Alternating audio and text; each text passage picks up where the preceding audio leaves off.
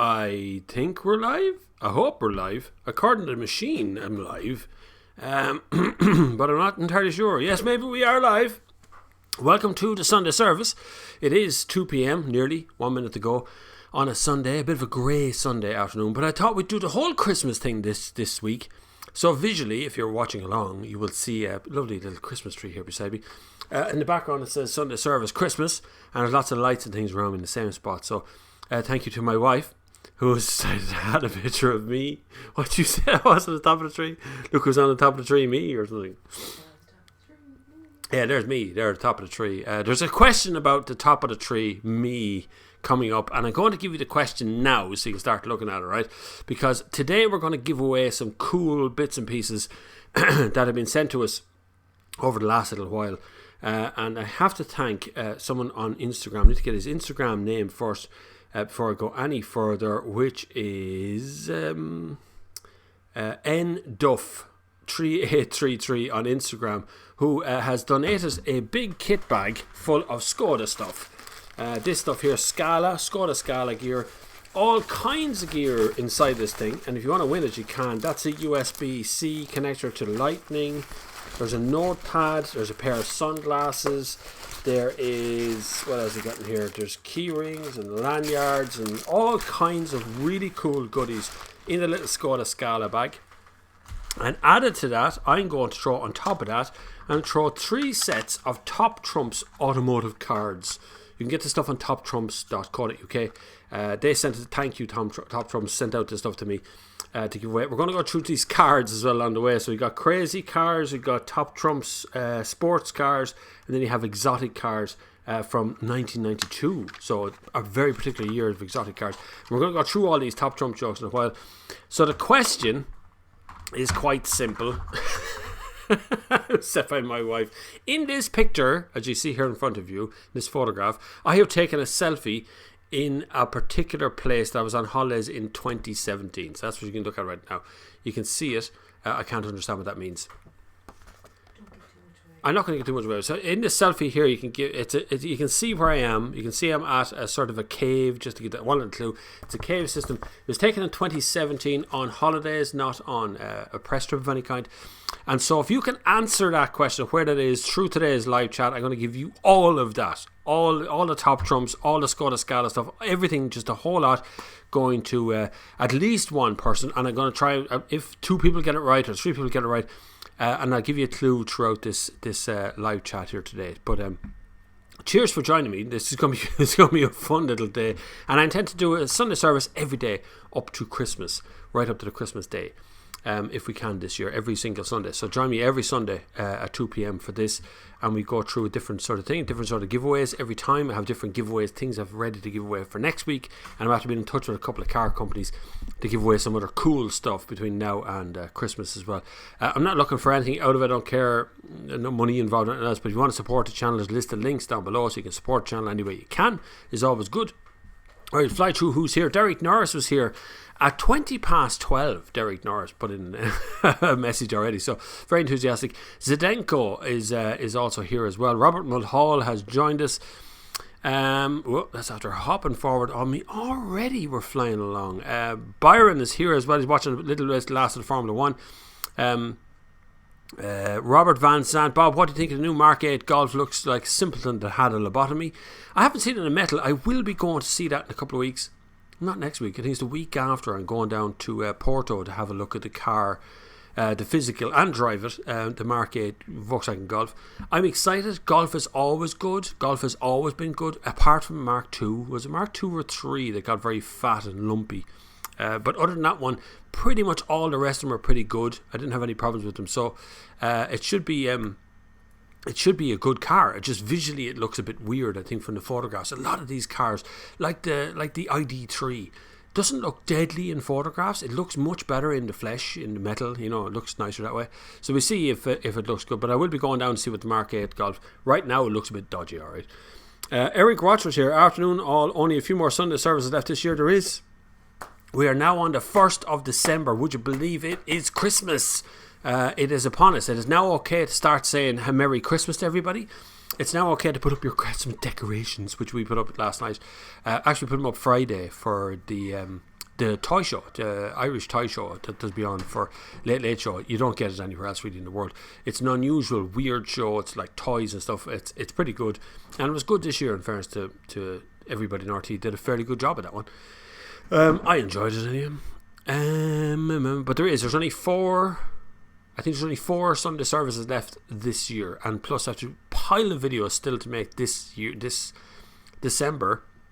I want to make my Christmas one if I can. It's just I'm running out of time, but I have to wait for the car to come around before I can make it. Byron says winter tyre change today, seeing as it's Sunday and December has arrived upon us. Good gym season, change in 4 wheels. A word on winter tyres. Winter tyres are only really affected below 7 degrees.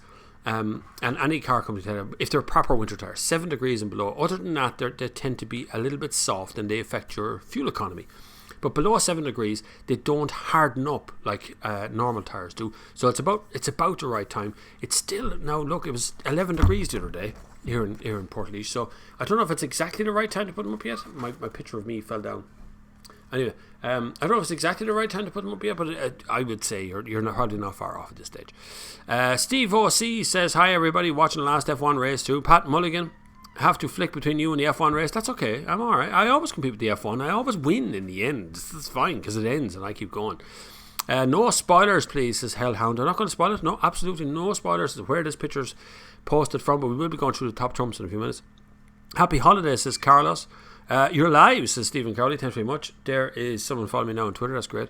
Good picture and sound. That's good. I'm glad to hear it. Hello, it looks very festive. It is. It's very festive in my house. It is very, very festive this year. We're having a lovely Santy time. I can see and hear you loud and clear in Bucks County, PA, USA. Where's PA? Where's PA? Pennsylvania? Pennsylvania? Is that Pennsylvania? Well, welcome, Carlos. Thank you very much. Nice tree, thanks. It's a tree, yeah, not a tree. Not a tree series, a tree. It's a different kind of a tree in Ireland. Subtle change, but it means an awful lot. It's like saying 33 and a third. Martin Cleary has already put in a guess instantly. He says it's Cave Hill in Belfast. Now, there's the first guess in as to where that picture is taken to win all the goodies I was showing you earlier on. That's the first guess. So we leave that hanging there for a while. John Carney says greetings from the Rock of Dunamaze. Been there many times, John. Just out the road here from me. It's a lovely place. Sometimes you get a sunset up there. It's an amazing sunset. What's that?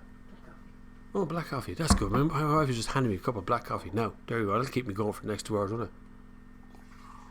Oh God, it's lovely as well. Mark Donnelly, hey Bob, just noticed SsangYong has been removed from the new car section on Done Deal and CarZone. Have they left the Irish market again? Also, what's the best website to view all the brands available in Ireland?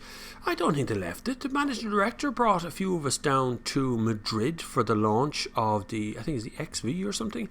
I see a few videos coming up. Now, I know SsangYong has found it really, really difficult to get a foothold in the market. The problem with the Irish market is you're not really selling cars unless you have a dealership here, unless the dealership network takes you in. So if you could bring any car you want to this country, but if you can't find a dealership to sell it through, then you've no shop front essentially. And you can't have someone like SsangYong used to be taken in by Harris Heino on the Ness Road, very big group, lots of money. They're great friends of ours. They've helped me and my APMP colleagues over the last couple of years. They've given us a kind of home. We do a breakfast meeting with the industry and I do a talk for the industry. It's at 8 o'clock in the bloody morning in January, but I do a talk with the industry every year and Harris hosts that for us. It's a great morning. But they used to have SsangYong, then it went to somewhere else. I'm not sure how it's owned now or who owns it now, but it really is very hard to get a car company who's lost touch with a crowd, lost touch with an audience, and they went out on bad notes here as well. They went out on broken Isuzu engines, on gearboxes that weren't working so well. It was very industrial. They just didn't keep up at the time. And so it's really hard to launch back into that market once you've left it for a long time. There'll be a lot of people in this country who've never heard of SsangYong, and what they've got right now is pretty old school stuff. So it's like it's not electric, it's another South Korean company. But you look at what Kia and Hyundai have done in the same country with the same sort of brands compared to what SsangYong is at. So it's a tough ask. Like if you're selling last year, Subaru For instance, I was at a launch the other day of Subaru e-Forester. Subaru last year sold 99 cars, and the managing director who I spoke with the other day wants to now sell 1,000 cars, and he has a tiny network, and that's still going to be a massive ask. It's huge ask to try and get from 99 to 1,000 cars. It's a really big jump.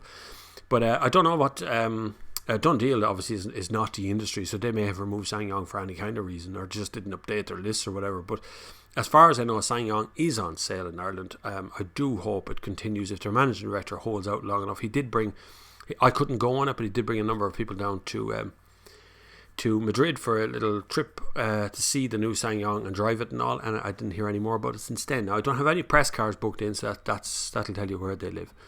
Adrian Hogan, hi Bob, your thoughts on buying a 2016 Octavia Scout? Just do it, Adrian. Generally speaking, I'm in favour of any Octavia. Octavia Scout is a little bit more unusual. It's rare see on the road, so it's a nice car in that respect because it is just an Octavia. It's had the suspension slightly raised, and it has those plastic fairings on the outside. And there's a little bit of a scuff plate underneath to protect the oil sump from bumps and stuff, and you usually get them in four-wheel drive. If you can get a DSG, it's the nicer drive of the lot, but generally speaking, they're a fab car. There's no problem recommending anything from Skoda at the moment, or anything Octavia. Particularly the new Octavia coming is going to be quite nice. I did a world premiere in Prague a couple of weeks ago. There's a video up from that that I have out, so you can have a look at that if you want to see what the new one's going to look like. But 2016 was one of the nicest years of the Skoda. If I remember correctly, the launch of that car was in Austria, and I went to see Eagle's Nest, where Hitler hung out while I was there in Austria. Byron says, can you give away a car, maybe a Nissan Tida? I would. If I had a Nissan Tida, I would take a sledgehammer to obliterate it and then give it away to charity. That would be the best thing I could think of doing with a Nissan Tida. Aside from burning it, I could sell it for scrap metal or something, couldn't I? A sledgehammer would be really good. I would die to just stand on top of a Nissan Tida and sledgehammer out the windows. It would make my year. Operator Hoot is here as well. Jerry Wicklow says, hi Bob and chat, not even bother to watch the Formula Hamilton anymore. Better options on YouTube. I don't really watch television, if I'm honest. I usually watch YouTube and TV out of the corner of my eye. I kind of like I'm a Celebrity, Get Me Out of Here at the moment, kind of, but it's all a bit nicey. There's no kind of mad dude in among them, you know. Ian Wright is trying to be a little bit mad, and it's not working because he's just coming off as a bully. Anyway, Peter Cupid says, Algarve, Bob Cariveo for this picture. That's another guess. There's another guess in. Again, you have to guess where I am in this picture of this selfie. You can win all of the Skoda stuff, all of the top Trump stuff that I'm going to go through in a few minutes. You can win all that sort of stuff if you get the right answer here today. And I'm going to continue to put out competitions every week between now and Christmas. Some will be big, some will be small. But it'll be a competition every single Sunday here on the Sunday Service. That's another guess is in. I'll know it when I see the right answer pop up. Again, I'm going to show you one more time. That is a cave that I took a selfie in, and I was on holidays in 2017. Was it 2017? This is 2019. Yeah, 2017 with the family when I took that little selfie. I was on my own. 2018, my wife says. 2018 that was. I took a little selfie, we went on holidays to France, and I took a selfie in that little area there. So try and figure out where that is. I've narrowed it down for you again, aren't I? Good. Anseo, Bob says, Brian, anyone who's not from Ireland does it be Irish. Anseo means I'm here, I'm in the house, in the room. Anseo. It's something you said in primary school or in the army. Anseo. It comes to talk to, Brian. Good man. Good to have you. Whoop 101 says, I have a 171 Octavia VRS or RS, depending on where you're from. 75,000 kilometres. PCP is up in February. I owe €13,000. Car being valued at 20,000. Is it worth changing to the Kodiaq Sportline over €400 per month, or go for the Superb Sport 0% about 300 per month, or keep? I would go. Now I tell you, I'm a big fan of people going with the 0% finance, even if it's the wrong car. I know that sounds kind of weird, because you will own it sooner, or your payments will be shorter, or your payments will be less, one or the other. Now, I do love the Kodiaq Sportline, I have to admit, but you're going to get better fuel economy and more space inside the Superb Sport. It's a bigger car. So I would go with the Superb Sport at £300 a month, and just roll over your PCP onto the next car. It's a lovely way of doing it, in fairness. If you can manage to get it out, you only owe 13 left, so you're valuing it at 20 grand, which is pretty good. It's a nice little bonus in between the two. So you got your deposit covered for the next car. You're already in it. And there's huge value in Superb at the moment because everybody's going SUV, you know. That's usually the way things are at the moment. Carlos Moreira. I still have a Golf Mark III 1997 2-litre. It's a bit bulbous. They weren't too bad, those 97 ones. It's just when you got to the GTI one, it felt like wool. It didn't really work properly that way at all. But it's not a bad car. It's a good car, actually. I should be able to put that there. No, I can't. I've done all kinds of options, new options for this live streaming thing. And half them don't work. It's great, isn't it? YouTube failed to inform me of the service. Sorry, Andy. You got to turn on the little bell icon. And I tell you, the bell is funny. It's got 2 clicks. If you ever have this bell thing, I notice there's at least 25% of you who have clicked the bell of all of my subscribers. So with the bell, there's 2 clicks. You can have like selected, or you click it again and you have all messages coming at you. So everything that goes up on the channel. If you want to make sure that you get the live stream notifications, you have to click all messages. Otherwise, it turns it on and off. It's a little bit weird. But anyway, Mini Egg says, Happy Christmas, Bob. Happy Christmas, Mini Eggs. Nobby is saying the wireless CarPlay is working okay for him and the Kamak. There have been some updates. There have been updates for sure. I know that from Skoda. Skoda told me they were recalling and updating all CarPlay systems and all their systems across the Volkswagen Group, as triggered by this channel, by the way. And also, in exclusive news, the Skoda Scala from January will have €800 knocked off its retail price, and you're going to get more options on it, I was told the other day. Again, triggered by this channel because I said it was an expensive car. So the Skoda Scala will be going down in price a little bit, and the wireless CarPlay will be sorted out. Now, I can 100% tell you that wireless CarPlay is not as reliable as wired CarPlay, okay? It's not. It hasn't been since it came out, and it probably never will be, because anything that relies on completely wireless tends to be very finicky because there's so much signals going in and out, not just on the car, but as you're hoovering along the road and the phone is switching mast from mast to mast and things. There's all kinds of interruptions that can happen. So it'll never be as reliable as wired, but it has gotten better over the last while. Certainly not as buggy as it was when I started off. And I had the Skoda Kamak here the other day, and it was okay on it. It was okay. It did flick off once in a while, but then you don't know whether it's the system or it's the phone. So many different kinds of phones are there as well. When you use Apple, you tend to get the same system all across, but I have 2 phones. So I have a Google and Android phone, Android 1, and I have an Apple iPhone 7 as well. I have the 2, so I can test them out. The Android phone is a Xiaomi Mi A3, €190, and it's a great big phone with a touch in the pad thing. It's in the screen and it's got cameras and stuff on it. You get it on GearBest. It was 190 quid. I got it so I could test Apple Android Auto and run the drone. I run the drone from that as well. I crashed my drone last week. It's still recovering. I'm still getting it back together. I crashed into a tree. Thanks to the Heath Golf Club member who came over to rescue my drone for me, which is really good of him. He came over with his little golf buggy. It was great. But I crashed my drone, so it's kind of broken, kind of. But I'll get it back sorted.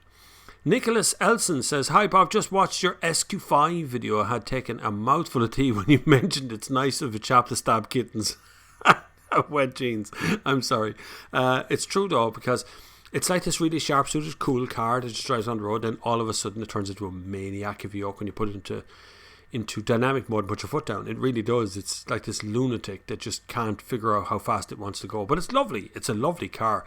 But it's funny how diesel now feels like a dinosaur, kind of, when you get into it, even though it's really good.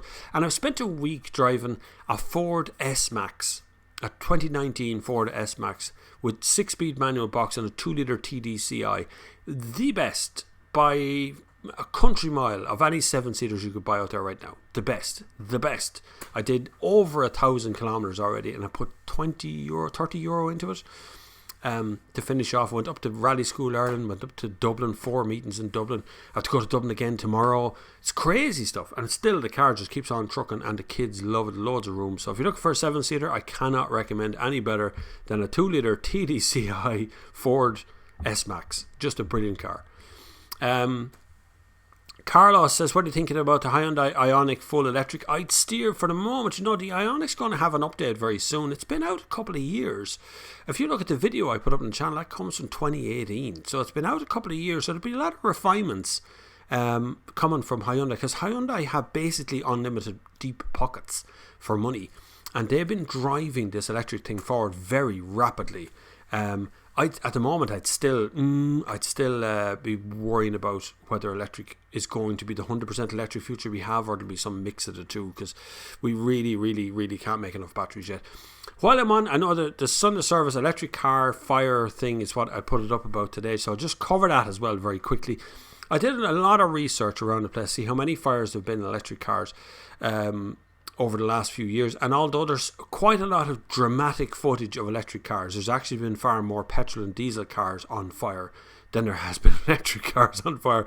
But the problem is, we know how to put out a fire in a petrol or diesel car. The fire brigade has had all of the training for the petrol and diesel cars.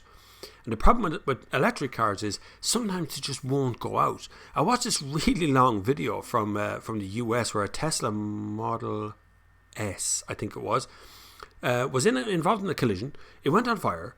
The fire brigade came, put it out. The tow truck pulled it to a yard, and the car went back on fire just on its own. And then had to come and to stay with the thing for 48 hours to make sure it went out the second time. So there is an element of the energy required to move around inside those batteries. And plus, as Colin pointed out this morning on Facebook, never coil, when you're charging your car, don't leave the cable all coiled up at the front. It can go on fire. The heat, the generation of heat on the exterior of the car, as well as the interior of the car, can be very, very high. And another measurement I come up with as well, if you're charging a Model 3 Tesla at a supercharger, the volume, the sound coming out is 87 decibels. 87 decibels is 6 decibels above the required ear defender level. Just so you know, health and safety wise. Andy McAfee says, I missed the giveaway details. Can you recap? I can. The question is, can you identify where I am in this selfie? So this selfie is taken at a cave. I was in holidays in 2018 in France, and I took this selfie. It's at a cave thing. I did mention it on Twitter. I did mention it on Instagram, the Cave Network, and I'm going to give away a pile of stuff that was donated to the channel. It's in a little tote bag, Scala it says in the front of it, but there's absolutely tons of stuff inside the bag. Sunglasses, notebooks, lanyards, pens. There's a cool pen with Scala in it, an orange pen with kind of rubber thing on it. This helps obviously if you're in Ireland. There's a little key ring. There's also a coin key ring for your shopping trolleys on it. If you're in Ireland, I'll deliver it to you, and I will take a selfie with you if you can before Christmas if possible. I'm also going to add Top Trump's collection of, this is Retro Classics Exotic Sport Cars from 1992 is one of these.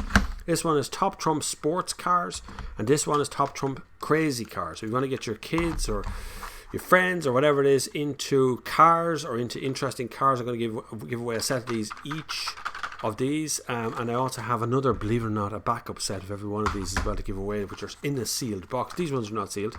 I have these open. I've been rooting through them. The worst part is when I go into a toy shop, right, and the kids are looking at the cars and they go, look Daddy, we've had that car outside the door. It's funny when you look through some of the stuff and go, I've driven that. That's kind of funny. That's a great part of my job. That's my job. That's the way it is. Anyway, that's the details of that. You have to identify where I am in that picture. I've given a clue already that it's in France and I was on holiday, and it's a cave. So anyway, the cave is in the Burns, says Alex Theodore. No, it's in France. So narrow that down. France, that's the Cave Hill, Belfast out. It is. Wrong continent, wrong country. Byron says Alwee Caves. The Alwee Caves, Clare, in UVW, California. I was in the Alwee Caves when I was there, but that's not the picture there. David McCarthy says, hi Bob, Merry Christmas. Yes, first Merry Christmas. We got a Merry Christmas in, that's great. That's what we should be doing. Is the rural charging infrastructure sparse in Europe like it is in America? Our highways are reasonably covered, but people need to use chargers everywhere to buy EVs. If you're talking about Europe itself, I mean, you're talking about France or Germany or something, yeah, it is. In the rural section of out there, it is pretty sparse. They do have maps showing, and actually Google Maps can now show you where most of the charge points are. You have a look at them. But in rural Europe, yes, it is pretty thin on the ground. There is some good chargers. Lidl has brought in a system Europe-wide to put chargers into all of their Lidls. I think Aldi's going to follow suit on that one. You might find some of the other supermarkets over there like Carrefour, someone will do it as well. They'll put in slower chargers in there as well, but I'm not sure whether you could get away with owning, long distance travel. Even when I was at a launch recently of the Peugeot 208 electric in Spain, they brought out a petrol, a diesel and an electric one, and I asked why they brought out the diesel one as well as the petrol and electric. Wouldn't bring out a hybrid or something, and the man just said because France is big. It's big, it's very big, and we can't cross it in one go in electric cars. We brought a diesel one as well while we're here, so that was the main reason behind that. I'm answering question 215, so I'm not too far behind you. I'm trying to keep up today. It looks like Rufinyak Cave, Bob. I'll leave that one alone. He's in the right country. A cave in Laois, Stephen Crowley. No, nor a cave in Barcelona. No, it's definitely not Barcelona anyway. Mini Egg says, what do you think of the facelift Superb? Are you doing a video of it? Do you think there'll be some new one about 2022? If that's the hybrid one you're talking about, I don't know, to be honest with you, what they're going to do with the Superb. It's hard to detect what way Skoda's going to have to go. They got a kind of, not a slap on the wrist, but they got a bit of a shock when it came to Volkswagen saying, okay, Skoda, calm yourself there a little bit. Don't go too mad. You're selling too many cars. Because Volkswagen found themselves in a position where they didn't have enough cars to be selling. They really weren't up to date, and Skoda were up to date and started selling a lot more cars. So I don't know what they're going to do with the Superb, because all the emphasis right now is on SUVs and electric SUVs as well, of course, but electrics. So I'm not too sure. The facelift Superb looks okay. It is only a facelift, but it is still one of my all-time favourite cars. I had the estate version of it recently. A beautiful, beautifully smooth machine to drive. I fell in love with it all over again as per usual, but it is a facelift, so I would buy one for myself. But you will expect, if it's a facelift now, you're talking about 2 to 3 years before the next one will be out, and it won't be far behind. Stephen Crowley says, collected my Kia Soul EV in January. Thank you for your vid on it. Really helped me to make my decision. Come on, Stephen. You're making the right choice. It is still the best EV you can buy. It's the Irish Car of the Year for 2020. And it's my Christmas car. So it's a car I'm going to be using across Christmas to keep me going here. And I'm going to be running it for 3 weeks. And a lot of mileage to do as well. So if anything's going to go wrong in a Kia e-Soul, they better not make sure it doesn't go wrong while I have it. Or I'll video it and put it up online, as I do as always. Niall Burke says the revised Hyundai Ioniq is already out. There you go, it's already done. Shapur Norzad says, hi, can you bet about the Nissan Averana? Never heard of it. If that's a Tida though, I can set it on fire for you if you wish. Sorry. Presbyterian Irishman says, Bob, I know the Dacia Sandero Stepway is a cheaply put together car, but is it reliable? They are reliable, yeah. I'm thinking of buying 2017 1.5 diesel model with only 8,000 miles and currently own an 09 Citroen Picasso. It's a step down in size from the Citroen. Reliability will go up because there's less in it. And I know that sounds really easy to just throw out there to say there's less in the car.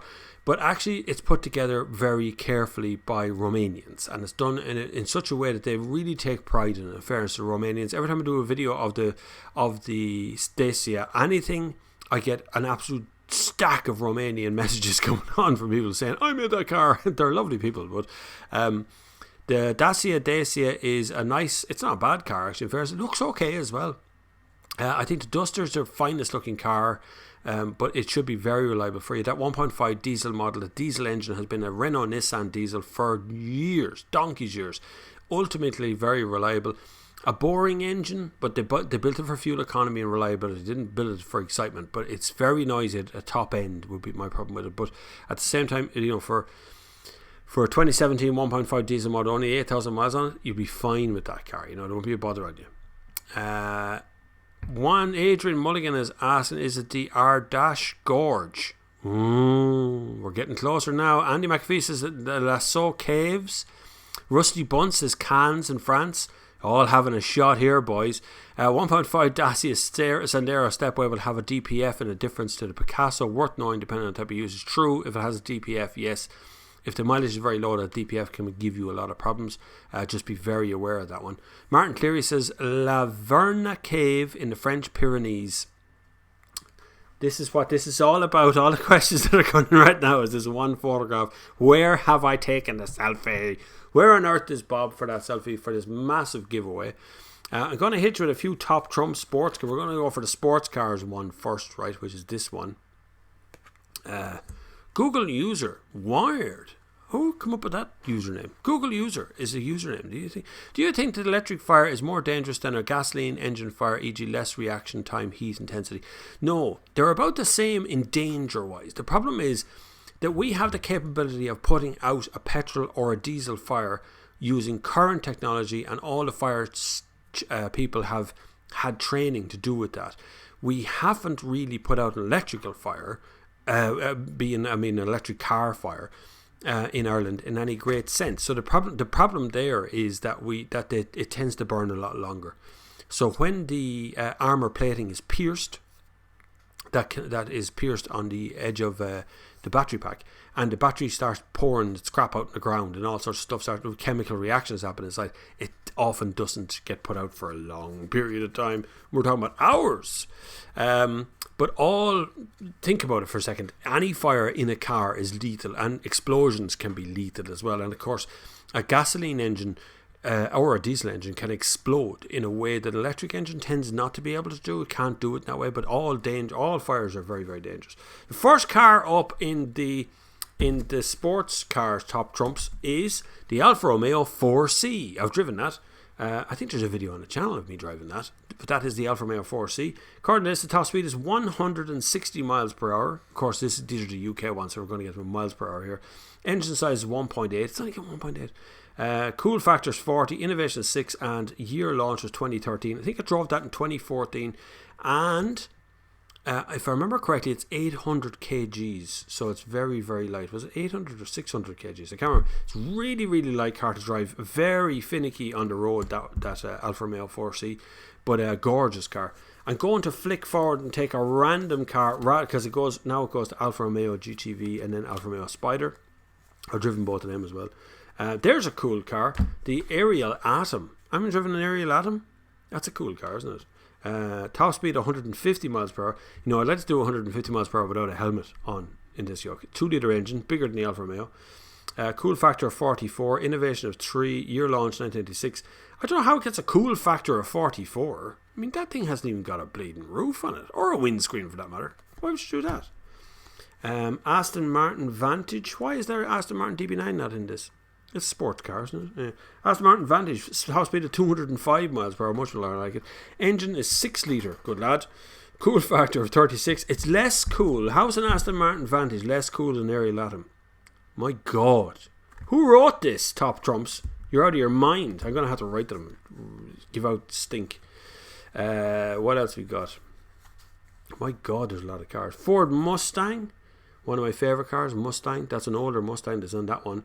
But the Ford Mustang, I've driven that Mustang as well. They were 662 horsepower, those older, big, fast Mustangs. But not around corners, I can tell you. That is for absolute sure. You don't want to go around a corner too quick in them. I'm jumbling up these top trumps now. This is good, is it? Where are we here? Yeah. Biarritz, France is Stephen Crowley for my picture here. You're getting the right direction. Snazboss says, Bob, in his house for the photograph with a green screen. Oh yeah. Oh, the cave. No. It was actually, I did actually take that picture. That's true. I was there. I had my little backpack on. There's water behind me. There's a couple of other tourists there as well. So it's definitely there. Make sure you hit the like while you're here, please. We're still looking at over 100 people watching at the moment, I think. Now, here's a car that I'm going to show you in top trumps, which is one of the coolest cars on earth, the Honda NSX. I've driven the most modern version of that, and I've driven the one that's in this picture as well, which is the slightly older one. Didn't drive it in video, and I just drove it and made of my own one. Top speed 191. I think we did that. Engine size was 3-litre. Cool factor 49. 49 out of what? Is it 49 of 100 or what? Innovation was 8, and year launch 1990. I would say innovation that would have been 10, because 1990 this thing could do an amazing drive. The NSX, a crazy car, but brilliant. The newer one is really good as well. I really like the new one. Totally enjoyed it. Never driven one of these. A Koenigsegg CCS. Never driven that. That's a nice car though. Wouldn't mind driving that one. Crazy looking. 273 miles per hour. 1030 horsepower. 1,030. Steve OC, don't forget, hit that like button. Thanks very much, everybody. It's great to have you along. I know it's a quiet Sunday. Funny enough, it's actually, the clouds are starting to move off out there, which is pretty good. And the blue sky is starting to peek through here and there. Andrew Boack says, hi Bob, season's greetings. I see, we're good. Here's a to you, sir. Great catch you live. Would you like to know what you think of the Skoda Yeti 1.2? To me that sounds like a very big car for the size of the engine. Yeah, I often have concerns these days of the little tiny engines in the big cars, like the 1 litre petrol in the Skoda Octavia, and I'm just not sure whether those kind of cars or engines can haul that weight around the whole time. Because like my car is 13 years old, my own car. It's a 1.6 petrol, no turbos, no nothing, and it still hauls just like it always hauled. It hasn't changed in the least. The horsepower is still about the same. It was 102 when it came out. I think there's 100 left now, so it's like 2 horsepower have been lost in 13 years. It's fine. Like, the car works perfectly well. I'm just not sure these little tiny 1 litre engines are capable of getting that kind of distance and that kind of mileage out of them. So I'm always a bit afraid of that. That said, Skoda Yeti has proven itself to be very reliable over the years. Very, very few recalls or problems with it. And so I'm sure it'll be fine, Paul O'Connor says, for why? Why do you have a picture of yourself on a tree, and do you think you're an ornament? It's part of a competition, Paul. Yeah, I know you might be still joining me, so I'm going to mention it again. If you identify where I'm standing in this picture when I took this picture, which was taken in 2018, and I've given the clue already that it's in France.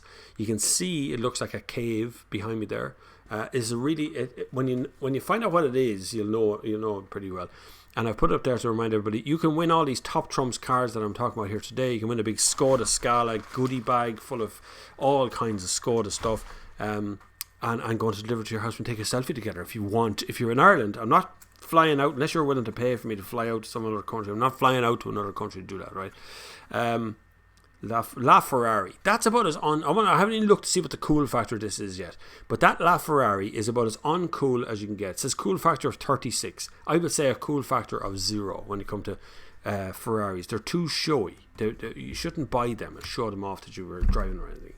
Now, this should have a cool factor of 1 million because it's a Lamborghini Aventador. Lamborghinis are cool because they're an Italian car.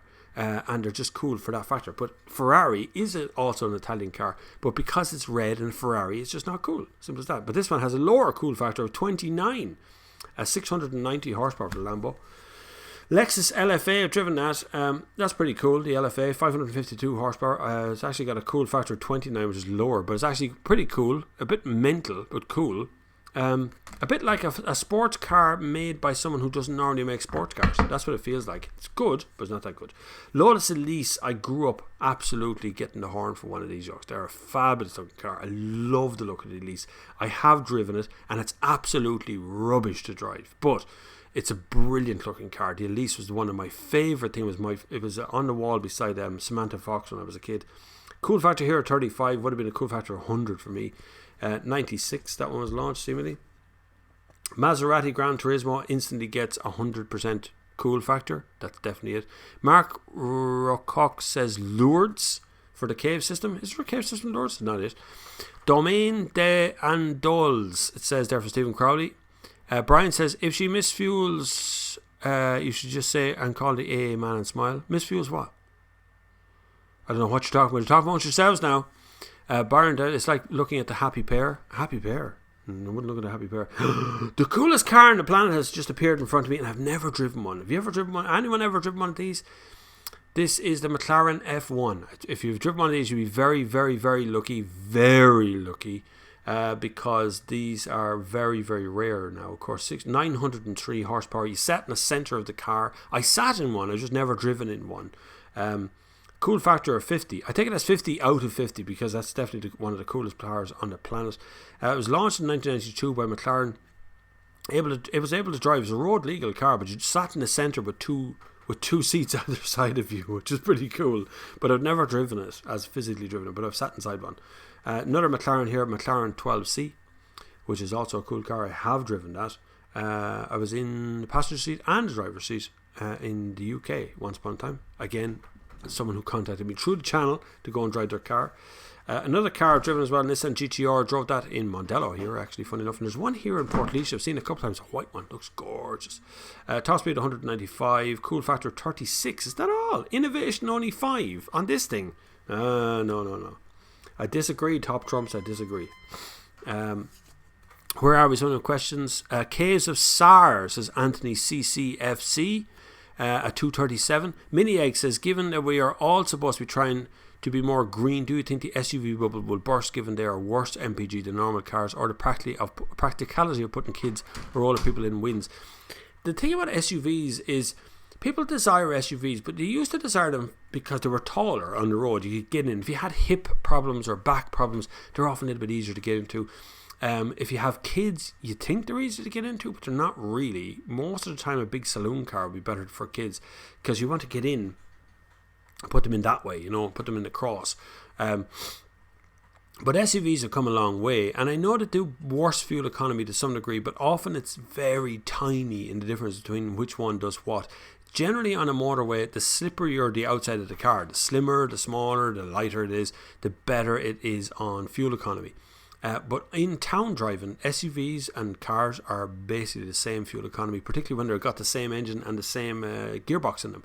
They put out basically the same fuel economy. So as most cars in Ireland never make it much above the town speed traffic, and once in a while they go up on a motorway. That is most cars in Ireland.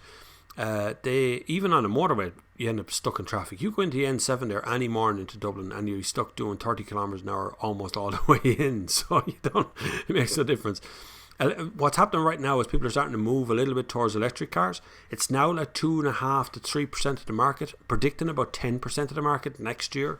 I don't think that's right. I'm seeing that prediction around a lot. I think we're going to plateau for a little bit soon, and I think what's going to happen is we're going to get some of these older ones that are coming forward. People are going to jump into a Model 3 out of a Nissan Leaf. We're going to find this point where a lot of used cars hit the market as second-hand cars. And I also see within the next 2 years, the early adopters who didn't know what they were getting into get sick of them very quickly and realise that they're not all they were lived up to be, and they end up jumping back out of those electric cars into something petrol or diesel. And I think that might happen as well. I'm not putting my money on it, but I'd say that's not going to be far off. Andy McAfee says the cave of La Lure on the Vectors Plateau. My God, the resistance ones. It's in France. You're doing well. You're just picking out random caves in France that I say it's the right one. You're still not right though. I have seen a correct answer. I'll put it that way. I've seen one, but I'm going to pick out of all the answers we get. If I get the right answer again, so I'm going to pick the winner of this towards the end of the stream, in the last maybe 20 minutes or half an hour of the stream.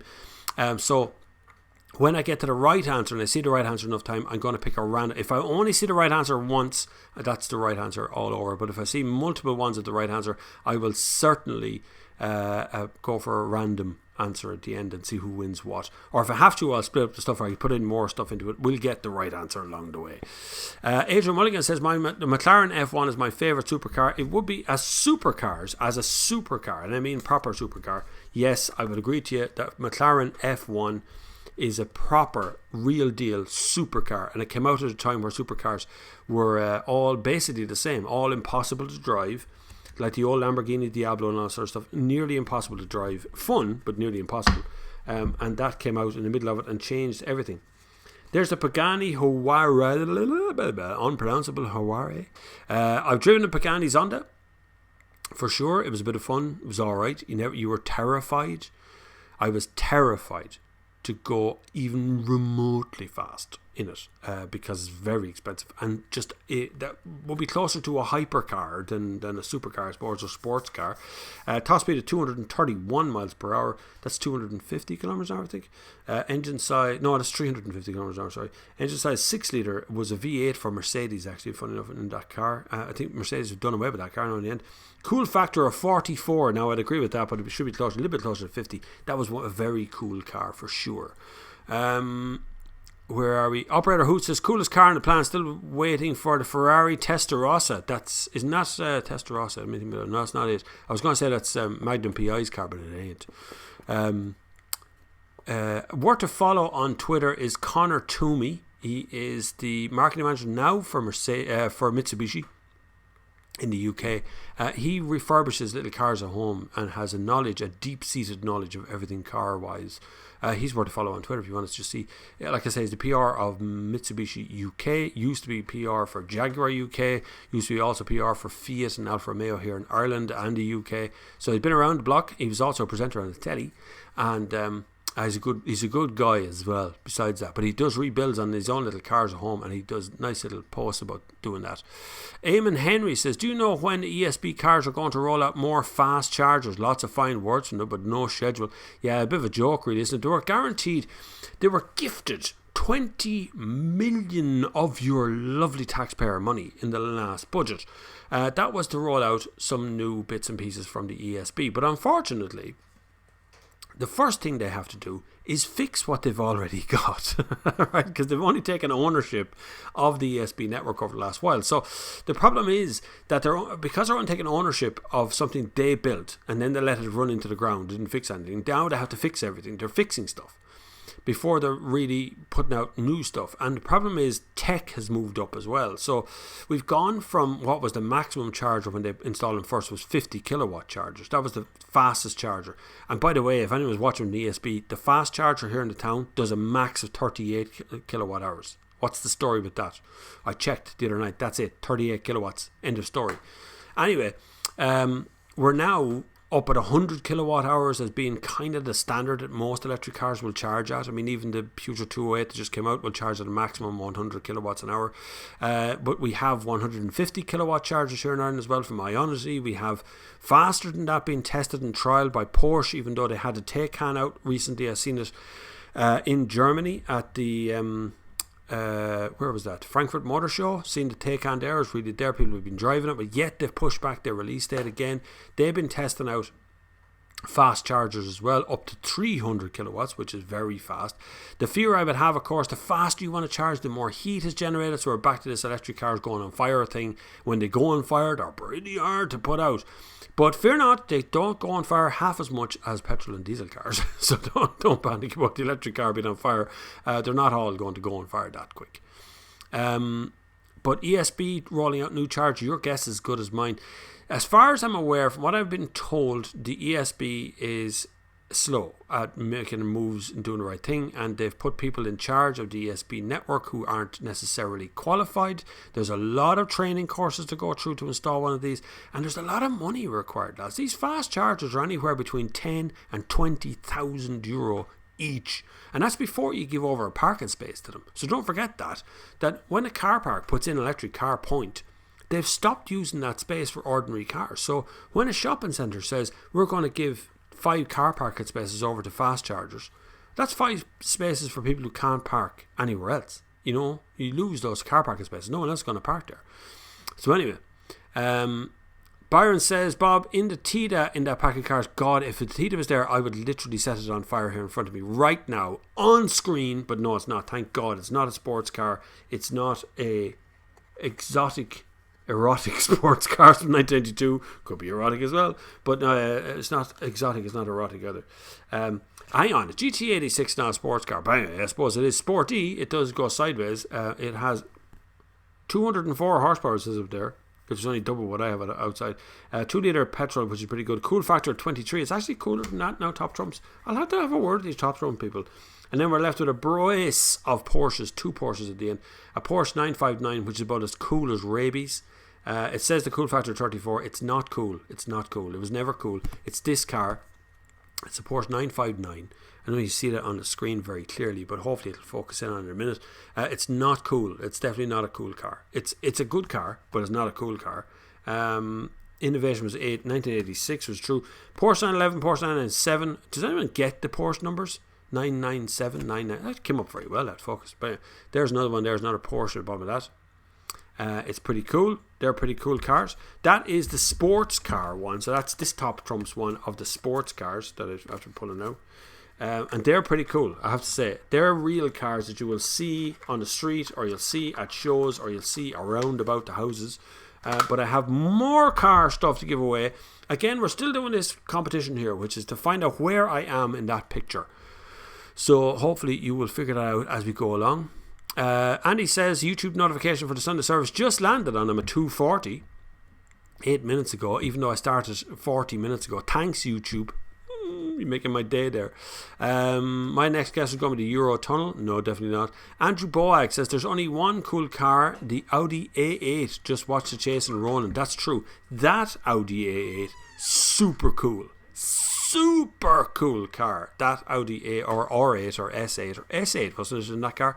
An amazing car, and of course an amazing thing. And if you ever look at any French car chase, any car chase that happens in a French movie or in an American movie that's filmed in France, the driving is exceptional in that car. They are just mental, and I really do mean fantastic stuff. But look through it. It's worth look through some of those beyond Ronin. It's worth seeking out some of those car chase movies. Anybody ever mentioned a good old car chase in a movie?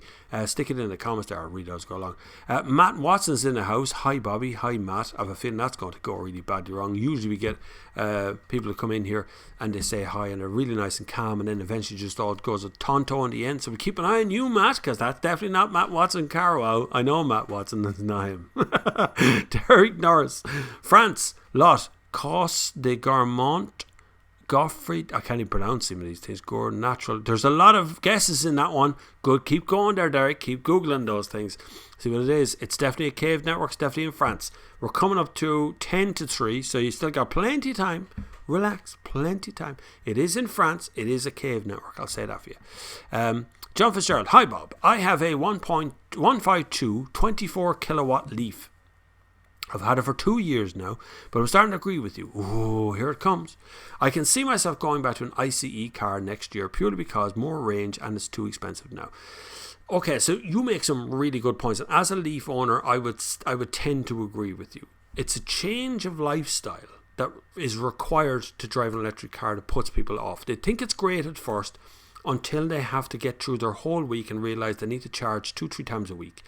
I talked to a good friend of mine the other day who has been testing the long range Nissan Leaf, and he got from 20% of a charge to 60% of a charge at a fast charger, and it cost him €10 at the fast charger. Between all these charges and everything else was going on, and a cup of coffee, which meant it was €13, and all of a sudden it starts to become a little bit more expensive. The cost differential between buying an electric car over an ICE engine car, be it a petrol or diesel, is actually gigantic. It's very big. How long does it take to get you back that difference between the two over the years? I mean, just looking at it from a purely financial point of view, electric cars are way too expensive. I was watching my mates of mine the other day testing the new Seat Mii, Skoda Citigo and VW Up, all electric versions of them, and they're not coming to Ireland because they're going to be too expensive to sell here, because our taxes are insane. They're stupid taxes we have here. They're not even going to bring them because they're too expensive. So I get it, John. You've been using that for 2 years and you're starting to get annoyed by the whole thing, having to click in and get charged. You can't charge fast charge, you can't slow charge. They're going to bring charges in for slow charge eventually as well. It's all kind of snowballing on the electric car. They've jumped the gun. You're driving people in electric cars too soon, too early, too fast. People are not ready for them, and that is the scary bit. You have to be hardened to the whole idea of electric cars. You have to have a home charger or you're at nothing, and it's a tough place to start learning. When you've walked out of a diesel car into an electric car, it is a tough ass to just flip over and start using it, and that's the end of it. It's pretty hard. And now we have, I know every time something happens to an electric car, it gets filmed immediately. So if you look on YouTube, you'll find hundreds of videos of electric cars being on fire. But of course, you don't see hundreds of videos of petrol cars being on fire. Whereas every year, petrol cars and diesel cars go on fire for all kinds of reasons. Now, they don't spontaneously combust, but certainly in the event of a collision, a large collision, they tend to go on fire. And that's just the way they are. But it's the same for battery cars. We just can't put out battery cars so quickly. And like I said, good advice this morning was definitely do not coil up the cable that's charging the car. Don't coil it up and make it tighter, and you should leave it out flat. But that same thing goes for like electric lawnmowers and all this sort of stuff. Don't coil up the cable when you're using them. You should always pull the cable out flat, because the energy going on can set them on fire. Mini eggs. I had an Orline Tiguan as a courtesy car the other day. I couldn't believe how poor niggly the ride was, although it did not have the adaptive dampers. I don't know about niggly. Yeah, Tiguan's a nice car. I had the Tiguan Allspace. It wasn't last year. I think it was the year before. I can't remember if it was last year or the year before. The year we had really heavy snow, and it was a 4-wheel drive Allspace, and it just... I towed people out of ditches and stuff. Amazing car. Brilliant car. Really enjoyed that yoke. But I didn't realise that they may have changed the suspension since then. Volkswagen... They bring out a car, they've done it for years, they bring out a car, they let us all test it, we all get the best of it, and then they, in the next generation upgrades, they change the suspension and stuff, and they don't give us another press car. That's how they've always operated, unfortunately. Paul O'Connor says, what do you mean, grew up getting something? Please explain. Grew up getting a what? Oh yeah, when I was looking at the cars, yeah, back then, that's when I was a teenager. That could be done I could get that on the back of a bus, Paul. When I was a teenager. Rusty Bunn says, Don Johnson, Miami Vice, white Testarossa. Oh my God, yeah, I forgot about Don Johnson with no socks. I dressed up like Don. Everybody did in the 80s. As soon as Miami Vice came out, I still remember the theme tune and everything off that. And all the women in swimsuits and fast boats and everything. Miami Vice, amazing movie, film franchise that could have been brilliant, but Don Johnson backed out of it, and it's never been the same since. I've seen other versions of Miami Vice, and it's just all rubbish now. Commercialism takes over, unfortunately. But Miami Vice in the 80s, a brilliant. White Testarossa was absolutely fantastic car. Brian says, Bob, if you have any time over the winter, could you do a video of what needs to be done in your boot and what it's nice to have for the winter? Might reduce the silly breakdowns. Yes, I could. I was on Ray Darcy's show the other day talking about stuff to be in your boot. The radio show, not the TV show. And that's my regular place now. They've asked me to come and do a regular slot on Ray Darcy show on Radio 1, which is our national radio, most listened to radio station seemingly in the country. I don't know how realistic the figures are, but it's a pretty busy station. I noticed how many messages I got, how many thousands of messages that came in while we're sitting there. The minute I started talking about stuff for your winter, for your boot, and things to put into your boot, and the stuff you should be looking for in a car when you're buying it brand new, and and you're looking at it going, I can't believe people don't ask these questions. So I got a lot of questions from the last time I was there, which was pretty interesting. So yes, I will do a video on stuff to be in your boot. I've another few single videos that are going to come out as well, more unusual stuff. Myself and my wife have been sitting down planning for the next few months, so that's pretty good. Martin Cleary says, south of France, maybe Nice in a Mustang. That's nice, but I just want to know where those are. Capriton, Aquitaine, France, says Stephen Crowley. In a picture under your right ear, or is that another tourist in the background of the statue? There's another tourist behind my right ear. That's what you're looking at right there. I'm going to bring it closer, see what it'll focus. I'm not sure it's going to focus, but there you go. There's a picture of me taking a selfie in a particular place in France. It's a cave network. I hope you can see that. It's not shiny too much. That is another tourist sticking out of my right ear. Not a member of the family. That's just a random tourist. I was actually in that place on my own. We're coming into the second hour now, so it's still there. You still have your chance to put it in. You can definitely. There's Matt Watson. I'll tell you what we're going to do. We're going to straight away. We're going to get rid of you because I don't trust you. Now, I don't trust you, Matt Watson. So goodbye now. Capriton, I did that in a picture on your right here. Yeah, did that. If you could have any car for 2 days at Christmas, what would you like? Kia e-Niro, Volkswagen Grand California, Skoda Superb Estate, the big one, quite like them. That's that Ford S-Max outside the door. But if it was like something psychotic you're looking for, it'd be. Hang on, I can actually show you what it is. Because I was looking at these earlier on and I came across this. This is called a Ginetta, a G33 Roadster V8 for 2 days. Please. It's just awful good. You can see it there, Ginetta. This is a 4-litre saves. It was a V8, 203 horsepower, but it weighed as much as a gnat's ass. So you could go as fast as you wanted it. But a Ginetta, fantastic car. Found a few of them. What else did I find in this absolutely brilliant this list here that I have? A friend of mine used to have one of these. This is a Porsche 928 GT. It was a weird looking yoke from the front with little lights that popped up, but the back had one of the most fantastic rear ends of a car for years. That is a 928 Porsche GT. Any of those cars, any of those kind of classic cars. I'll go through some more down in a few minutes. Anthony CFC says, what is your take on using additives, i.e. liquid moly, for preventative maintenance? Seems car manufacturers do not recommend. Yeah, I used to get a lot of emails from liquid moly over the last little while.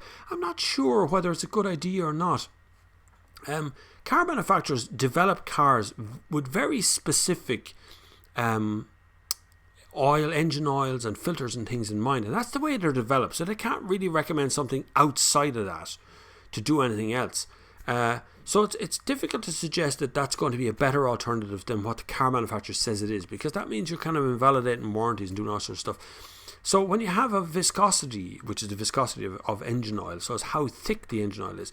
Generally, brand new engine oil is a little bit thinner than honey. So when you see honey, you know, the crap stuff that we get now from Europe, but this honey we get now, so engine oil should be about that viscosity, whereas liquid moly and that kind of oils and stuff is different kind of viscosity. They say it's brilliant, but I don't know. I've never tested it. I'd be nervous of putting anything into a car, in a modern engine car, other than what is recommended these days.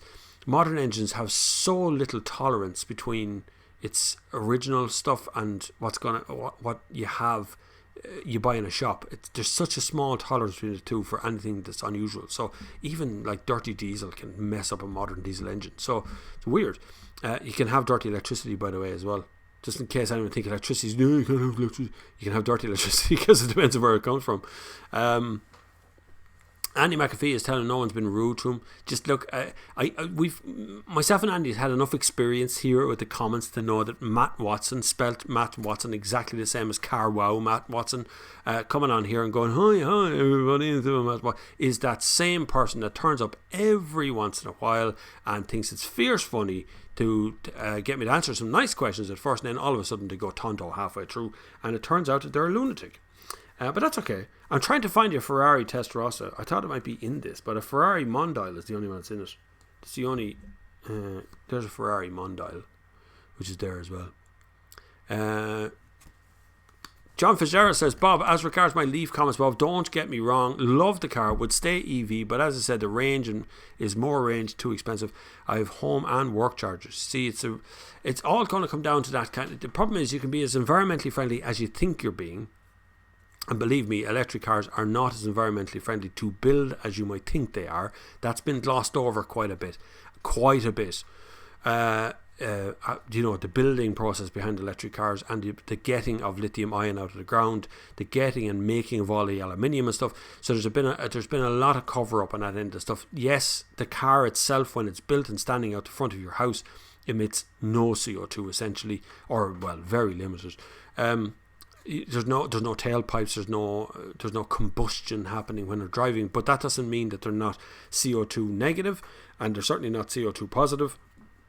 And it very much depends on where you get your electricity from, as to whether you're getting it from coal fire, you're getting it from, turf fire or whatever's out there as well. And even the renewable stuff is right now renewable. I saw a report today where renewable energy doesn't look like it's able to scale up to the required amount that's needed to feed the entire world in any sort of reasonable amount. And we may have to go nuclear, which again, we're going backwards to go forwards. But I don't mind nuclear. I think it'd be okay. Stick a little nuclear plant out there on the edge of Donegal, you'd be doing fine. In the ocean, I'm not talking about employment up in Donegal, it's just as good. There's no risk really. Anyway, the Paleolithic caves, says Derek Norris. Again, I'm not going to mention a word until I see the right answer has popped out. Andy McPhee says, the only additive I've used in the past is diptane. At least it's local. That's true. Thanks for the advice on additives. Another guest there from Stephen Crowley, Mas des Îles. Again, I'm saying it's in France. I was there in 2018, and that's where that picture came from. We have about a half an hour. So in the next half an hour, I'm going to announce winner. And I will give another clue at 3:15. How about that? So it's 3 o'clock right now. I'll give another clue about 3:15. That'll narrow it down a little bit more. But I can't narrow it down much more than it's in France. There is a lot of cave networks in France, by the way. We have another look at... I'm going to pick out another random one. This stuff is coming from... What the hell is this one I'm looking at? This one is the exotic sports cars. And very specifically from 1992. The exotic sports cars, not erotic, exotic sports cars. Adrian Mulligan says from Donegal, would you like a job at a nuclear power plant in Donegal if I put one up there? Like, well, I get one eventually. If I get my wish, that's all I want. Oh, I had this on my wall as well. Look at this. Oh my God. Lamborghini Diablo. What a machine. What a machine that is. Crazy machine. Again, that was just undrivable. I've driven it. I also drove the Lamborghini Countach, which was the one that was used in the Cannonball run on telly with Burt Reynolds. The two lovely ladies were driving that, who's unzipped their top and all. Brilliant movie. A Cannonball run. Look it up. It's funny as hell. Hold on there, Flavin. Andy McPhee says, that's surely not December's page of the Sunda Service calendar. Oh no, we never changed it over in all our messing around today. No, that should be December there behind. That's December now, that one there, which has the Wookiee in it. I'll change it over after we finish. I can't change it now in the middle of that. It's not. We stuck it in November. I shall have to complain to the staff. Can't get good staff on this place at all. But picture me up, Christmas, not good enough there in the background. I'll fix that later. Stephen Morley says, my wife bought a 2017 Toyota Aygo from a garage on a Nace road who told her to put 500 millilitres of oil in with the full tank of petrol to lube the modern engine. Now it's very smoky. Why would you put oil in the petrol? What the hell do you think it is? A two-stroke? No, don't put oil in the bleeding petrol. Never put oil into the petrol tank of any car. It'll run out. Okay, so what'll happen is it'll be very smoky on the back till all the oil is burnt off. As long as there's not too much oil in it, it should just burn it all out, right? The problem is right now you're going to need to change the spark plugs. Run it till you fill the tank again. Fill it up with petrol, completely filled to the top. I hope you didn't put 500 millilitres. The size of the tank is 45 litres, so 500 millilitres would be less than 1%. Okay, so you're okay. It shouldn't be too bad. It won't do any long-term harm, I don't think. That smoke you get on the back is oil that has been burnt in the ignition system. So as it bursts, as it explodes, it's burning a little bit of oil with it, so you're getting some black smoke out of the back. That's okay. Don't panic. It's not the end of the world. Your garage was entirely wrong, and I really do mean as wrong could be, to add engine oil to the petrol, to put it into your engine. Don't put anything other than petrol in the petrol part, right? There is additives you can buy to add to petrol for cleaners. They're usually just a bottle of petrol, funny enough, but sometimes there's chemicals in them as well. Red X has been pretty good over the years. You can throw in some of that if you want. I've used that before myself to get past NCTs. Lowers your emissions temporarily and cleans out the kind of car of it, but definitely don't put engine oil into a tank of petrol. It'll do no harm over time as long as you don't do it again. But you will have to change the spark plugs, and you will have to, what else do you have to do during that? Not much after that really, just change the spark plugs. Sparks won't be running properly after that because it'll be all oily and greasy, but it should be okay. The Grotto of Missabel in Lourdes, says Andy McPhee. My God, the amount of Googling. I did not even know there was that many places in France that are cave networks. It's a great question. My wife set the question, believe it or not. So she's the torturer here. I'm not. She did. I was going to ask us a car question, but she went, nah, ask them this. Make them guess. Make them work this Sunday so they have to do something like Googling things on the way. But you're in the right country. Again, you're looking at France. It is a cave network. Like I say, about 15:15, I'm going to give another clue that will narrow it down a small bit for you. Stephen Morley says he brought the car back to him instead of a smoke because it's cold. No. So when you start a car, the colour of the smoke from the back of your car will tell you a lot about the condition of the car. Now, pure white, unsmelly smoke, right? So nothing, just white smoke pouring out is what you get in the morning when you start up your car. Most petrol cars like that. That is water, if non-evaporated water that's in your exhaust system, in your manifold and exhaust system. It just hasn't burnt off overnight. When the car heats up, it boils it and turns it to steam and gets fired out the back. And that's white. It doesn't smell of anything. You walk through and it can just vaguely warm, like walking through some warm clouds. That's okay. As long as there's not too much of that, it should be okay. If the smoke is black, that is generally black or kind of very dark grey, is generally oil. That's oil being pushed through the system, and it's not good for the car. It shouldn't be black or grey or really desperately smoky, and that smoke should stop after a bit. That's usually reserved for diesel engines. You can get kind of extra burning going on, and sometimes you get coking in the engine. That coking burns off, comes out. If you can stink, if the stink from the back of your car smells of chemicals and horrible stinking smell, that's CO2. You can't smell NOx, so that falls on the ground. It's a low-hanging gas. It falls onto the ground level, but CO2 rises, and you can smell CO2. So that your CO2 emissions have gone up through the roof, and probably your system needs a bit of a clear out, but it's not the end of the world either. It can be fixed, but definitely, Stephen, there should be no smoke out of your car after it starts, particularly if it's a small petrol engine. There shouldn't be any sort of smoke coming out of it once the car is warm. If the car is dark, if it has dark smoke coming out of it, it is burning the oil that's in the petrol tank. If you refill the petrol tank, it should start to dilute the amount of oil that's in it, so keep it full for a bit. It should run its way through and change out the spark plugs. It can be an awful pain in the hole when someone gives you the wrong advice, but definitely that advice was the worst advice I've heard any mechanic give to anybody about cars. Definitely add nothing to your petrol, only petrol. That's all that should be in there. Martin Cleary says, had an Ampera for 18 months, loved it. Hybrid is surely the short-term solution to EV. Absolutely, I agree with you, Martin. There's some brilliant hybrids out there right now, PHEVs and hybrids in general. I don't necessarily agree with the PHEV thing unless you specifically want to drive from one place to the other and it's less than that kind of 30 kilometers, so you're getting the best range all the time from it. But certainly Toyota's EVs this year has been an eye-opener for me. The Corolla could have won overall car of the year, but not enough people drove it.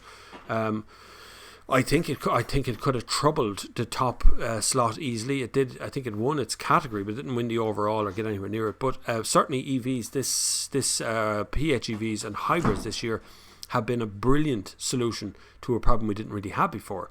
You're getting 50, 60, 70 miles to the gallon from a hybrid car, and you know at all times you just got a standard enough petrol engine right there.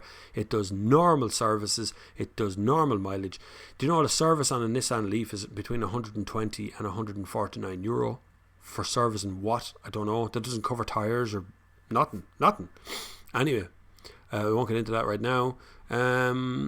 Adrian Mulligan says, yes, sorry. Andy McPhee says, Cannonball Run opening scene with the colour changing Lambo. That's the one. You know the one where she's going down and your man has like a 50 mile per hour sign on the road and she comes over and sprays over it with this sign to say it's unlimited. It's brilliant. Then she gets pulled over by a police guy and she gets a bit of cleavage out and she gets off. Brilliant. Welcome to the 80s. Fabulous time. Stephen Morley says she has done it twice already and it's really smoky and down to the power and there's a splatters of oil and exhaust. Stephen, I'm not too sure if you're mad or did you have nothing at all about cars before this ever happened. It's wrong. Stop putting oil in your engine. Don't be putting oil into the petrol tank of anything for anywhere. It doesn't, not going to help you. It doesn't do anything. It just gets burned off. Petrol in a car is a combustible liquid that we allow to run into the engine through very, very fine nozzles. It gets pushed in and sprayed into an engine cylinder. It's compressed by the engine using a compression system. Then a spark plug ignites it. It explodes and pushes the piston down, which drives the car forward. It's pretty straightforward. The gases that remain get fired out through the exhaust system and goes out as CO2 out the back of the car, or multiple different kinds of gases, but CO2 is the main one. And that's all that should happen. There shouldn't be anything in between. You don't oil anything. You don't none of this, that's what engine oil is for. Engine oil sits in the sump underneath and the piston goes down. The arm of the piston goes into the engine oil and it splashes the engine oil up onto the edge of the cylinder, and the cylinder remains perfectly oiled at all times. You don't need to do anything to the car for it to work. Don't forget, you can also support this channel yourself if you want to. You can go to paypal.com, or you can click on the link down below, or you can go to Patreon, which is there as well. You can also support the channel that way. It's always good. Any way you can give support to the channel is good. It keeps it very independent, so I don't have to be relying on anything else other than the channel here to make some moolah, to make sure that this channel keeps going. I can pay all the bills and I can make sure that the Christmas tree gets bought and the lights and all that crap behind me gets bought as well, which is always good. John Carney, hi Bob, no car related, but what tripod do you use for your DSLR camera? I got one lately and I think it's too light. Any advice? I can't remember what the hell the name of it's called. It's around here somewhere.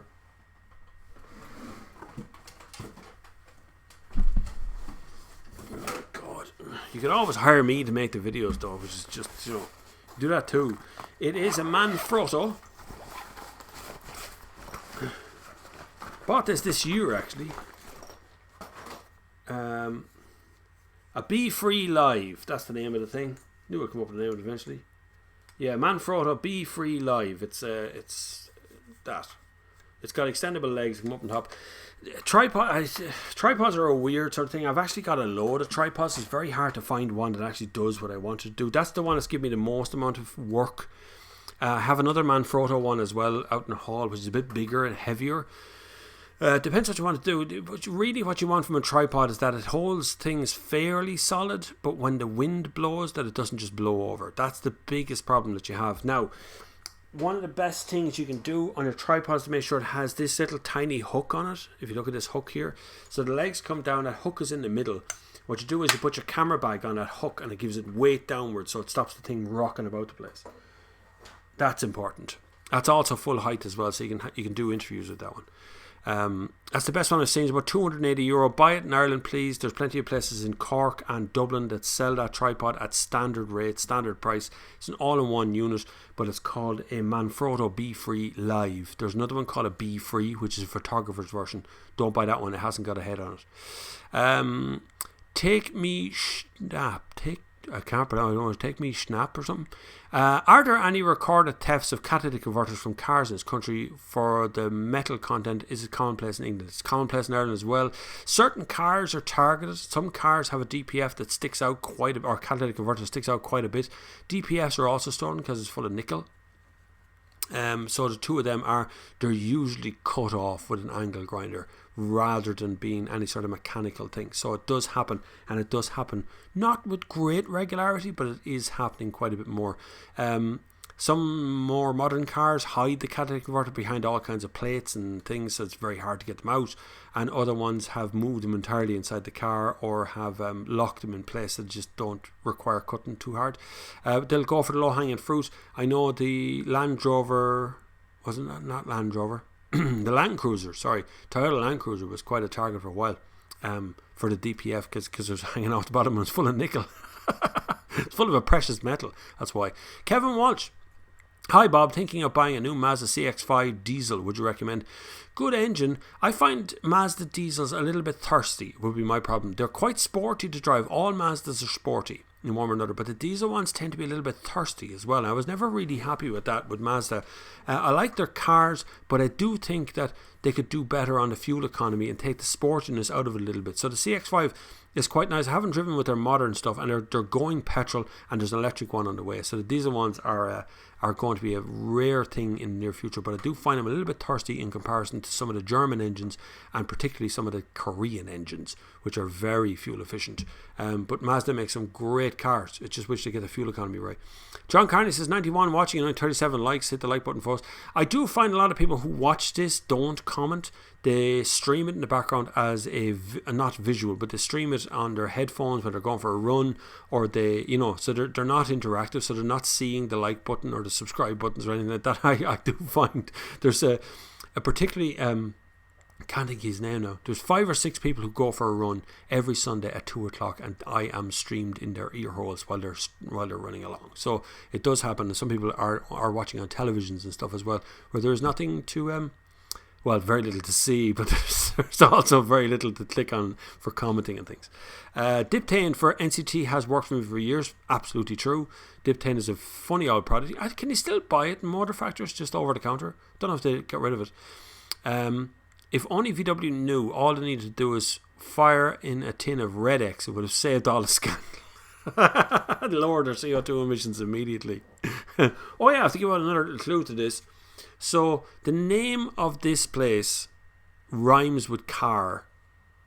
Okay, so it does rhyme with car. This and it has been mentioned in the comments already. I've seen the correct answer pass up, but only once. So it does rhyme with car. It is a cave network in France.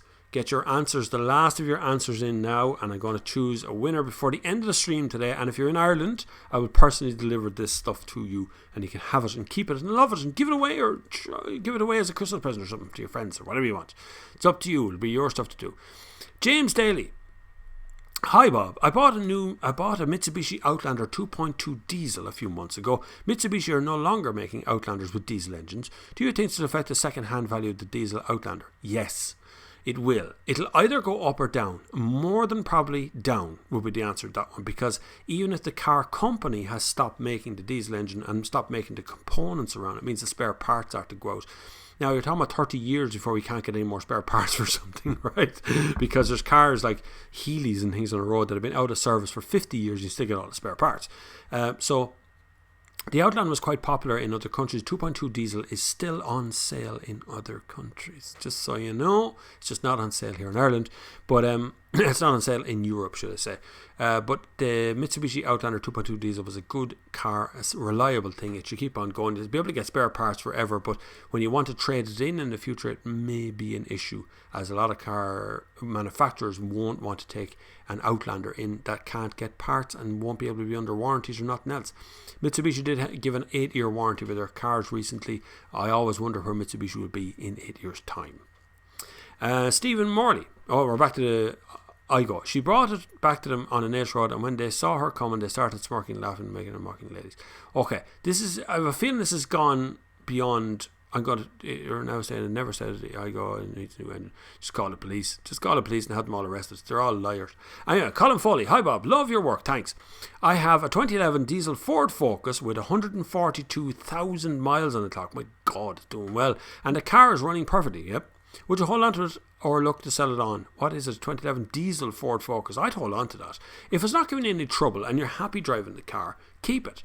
If you trade now, what do you trade to? One of the kind of limited electric cars that are there now, but the price walk is going to be enormous for you to get from a 2011 diesel Ford Focus to a Kona or, a Kia e-Soul or forthcoming Volkswagen ID3. It's going to be thousands to get there. So where do you trade to from a 2011 Ford Focus other than another Ford Focus, which is also going to be diesel? I would, if it's running perfectly and you're happy with the car, I would keep it on the road and service it and love it and mind it. It will cost you nothing apart from tax, insurance, like every other car costs. It's going to cost you nothing in the future. They can't move the tax system very far. So, we'll see. Stephen Morley says that Igo engine is going to cost €3,200, probably more than the value of the car, to be honest with you. I wouldn't suggest that's the problem. I would suggest that if you were to let all of everything has to get out of the fuel tank. If you put another petrol tank on it, you could get another petrol tank and put that on it and just run it with clean engine oil or clean petrol in it the whole time. Run it till it's empty, keep filling it till it's empty. That smoke will go away. If it doesn't, well, you're kind of screwed. They're giving you bad advice. It's going to come down to them. Hold on, we're still getting more information on this, Stephen Morley. And okay, we're back to this. Stephen has such a long question there. I missed the end of it. They said it. Okay, so what I'm gathering is they've put a new engine, so they brought it back, and they can't release the car by law, and it's defective to be warranted back on the road. Is this right? It is right if they say it. If a technical person says it, but look, your consumer rights are affected here. You can go to Consumer Ombudsman for a start, as number one. Number two, you can go to the Gardaí because you were given advice. If it's down in writing, particularly, they basically stolen the car from you. You can, three, have the car towed from wherever it is now to your home. That is perfectly legal. The car is not being driven, so it makes no difference about the defects or anything else. The tow truck can take it and bring it wherever you want to bring it. And four, the information came from them in the first place, which means that they have given you the wrong advice, but you have to prove they gave you the wrong advice in the first place. They're just going to deny that. They're not stupid. Four, the small claims court can give you a bit of a start there as well. You can take a claim against them and do all kinds of things that way. Take legal advice. Definitely the information was completely incorrect about putting oil into your petrol or diesel or anything. Don't put engine oil into your petrol tank of any kind. But anyway. Paul O'Connor says, I'll give you a loan of my Skoda Superb Estate L&K for 2 days over Christmas. You can organise any car for me to drive. Come on, Paul, I like it. Cold weather range of Kona would be interested about 70% of summer range. I don't know about 70%. I don't know if it would be that low. I had the Volkswagen e-Golf over Christmas where we had the worst snow of all. We didn't really drive it much. It had 100% of its battery when I plugged it in. And then the snow started and it got snowed in and we cleared it off. And we were thinking about driving them and we went, no, we'll just try to TIG one for a few days because the snow was so heavy. And when it came back, it had 94% of its battery and I never moved it. It was freezing. I mean, totally properly freezing. So I don't know if there was if cold affects them that much. I think they're so well insulated these days, it's no big deal. Annie McPhee says 500 millilitres oil in fuel on a full tank. The next time another 500 millilitres on top of that was left from last lot, so will be on the increasing of concentration each time unless the car was run until it cut out each time. You're getting too technical from there, me. Okay. Alex Theodore, at what age of a car do insurance companies start hiking up the premiums to get them off the road, as I have a 12-year-old car with 95,000 kilometres on the clock? I have to admit, Alex, I have not experienced this. My car is 13 years old. I've had the car since brand new. I bought it in 2006 brand new. It's now 13 going on 14, and the insurance company, it's gone up in line with other insurance, as everybody else had an increase in insurance, but it certainly didn't go up by much, and it went back down this year. Now, I don't know if I move to another insurance company, would that happen? I'm not sure. Some people are reporting if they go and get quotes elsewhere, they're much higher than their own insurance company on the same car. And that, there's a little bit of to and fro. I certainly find that phoning insurance companies results in me getting better quotes than looking online at any time. 100% of the time, the quotes physically over the phone are always better. Staff want you as a customer. They don't care if they get you as a customer for €200 or €1,000. They're going to take you as a customer. So phone them. It's very important that you make that step and actually phone people up. Annie McPhee says a garage that suggests putting oil in like that sounds like the type of garage setting themselves up to get some repeat custom when the person keeps having to come back. Correct. Stephen Morley says anyway, she has no car now, as I have to keep it because it's too polluting to be driven on the road by law. What country are you in, Stephen? Are you in Ireland or England? Because in Ireland, nobody gives a crap about how polluting it is. As an NCT, it makes no difference. In England, maybe there's something like that. Tow it out of the place. Just get a tow truck and take it away from there and get it fixed. It sounds like a mess. It sounds like a problem. It's just a messy thing, but certainly the advice is completely incorrect. Adrian Mulligan, I have a nice, heavy Manfrotto.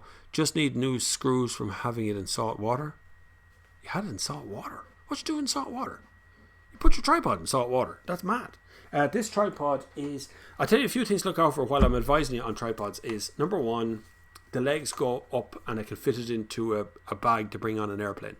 So it's that size when it's folded up, right? It's tiny. It's quite light as well. It doesn't drive the security. I always want to see it, but that's okay. I'm used to that. I actually know some of the security cars in Dublin Airport by name. Also, this has a leveler, so the twist on the top, you can level it up like that and like that. So you can level up the tripod, and it has a fluid head, so it does a nice little pan trick as well, and it clips into place. I've had no problem. It was about €250, I think, earlier on the year, and I've used it. Every video that you see on my channel since that time has used this tripod, both outside and inside the car, just so you know. Byron, he's talking to me. Cheers, John Carney. Good man. Depending on the type of oil, it may have been very resistant to burn off and all gummed up the whole shop. That's true as well. If it was really heavy duty, old fashioned, like 10W50 oil that's gone in there, it may never come out. It might coat everything and stay coating in there forever. Dean, hi Bob. The original Ferrari in Miami Vice was a Daytona. That's correct. You're absolutely right. Just as you said the word Daytona, I remember that slim front on it going back up. I wonder what happened to that car. And it was a replica. It was built around a Corvette C3. I was disgusted when I read that years ago. You're kidding me, Dean. No way. I did not know the Daytona in that was a replica Daytona. I thought it was the original one. I can still see it in my head now. It was a white Daytona with those slim lights on the front. Well, I suppose, in case Don Johnson had crashed the bleeding thing, they didn't want to give him a real Daytona, I'd say. Because he was a wild child, Don Johnson. Oh, cold coffee. Whoa. Annie McPhee says, Mercedes Sprinter vans were popular for cat theft due to the quick grinder access underneath. Air Solutions put a serial number on it. Strange, it didn't work well. Serial number. I have a serial number on bicycles as well. I don't know what it is. If it got stolen, I wouldn't be able to tell it again. Stephen Morley. She should pay the €3,200 for an engine. The garage is charging her €40 a day for storage fees. I think you're in England for a start, but in Ireland that would be illegal. Like, you just burn the garage down. That's just straightforward as that. Just go wild. And one day with a sledgehammer, they'll very quickly give you your car back.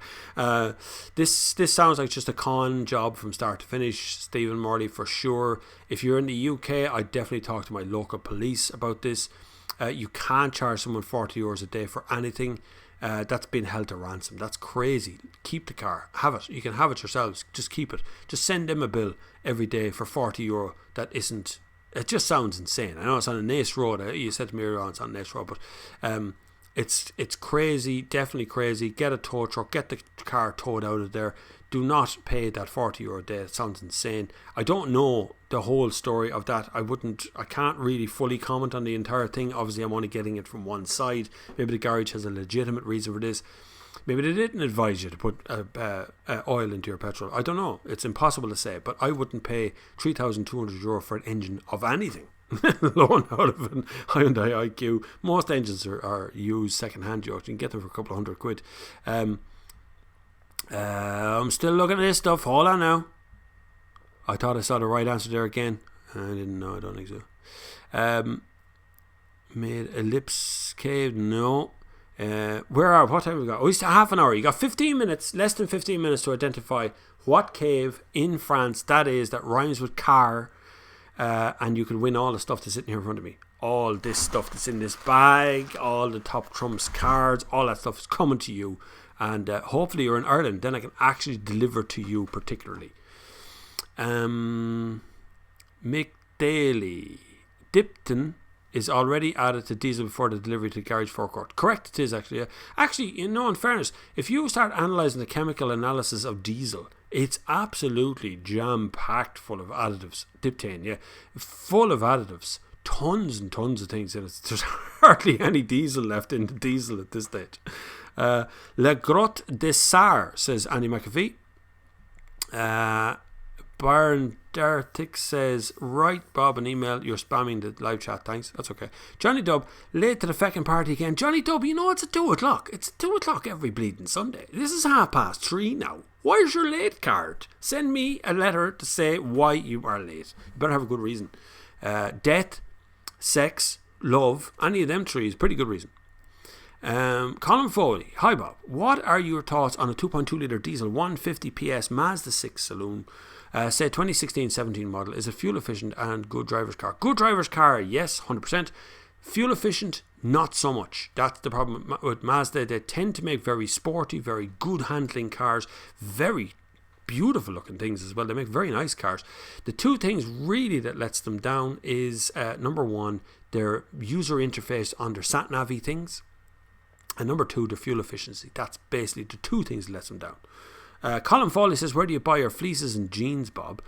The fleece you often see me wear in the videos, the grey fleece I bought in Decathlon when I'm over in France or in Spain. They're in both countries. I think they're in Germany as well. Oh, they are in Germany as well, yeah. You get them there. They're about €15. They're really, really, really good fleeces. This top you can buy on my shop from Teespring. It says see on the far side on one side of it, and then on the far side on the other. Jeans are probably pennies, more than likely. I tend to buy stuff in pennies quite regularly. I just buy stuff that fits well. That's all I really want. Steve O.C. gives advice of putting urine into a tank that cleans injectors. And you can add the windscreen fluid. Don't piss in your tank, and don't put windscreen. Certainly don't urinate in your windscreen fluid. For God's sake, don't do that. I'm not advised. Don't. If you do that, now it's up to you. Right? That's entirely up to yourself. But the smell is going to be incredible when he's cleaning your windscreen.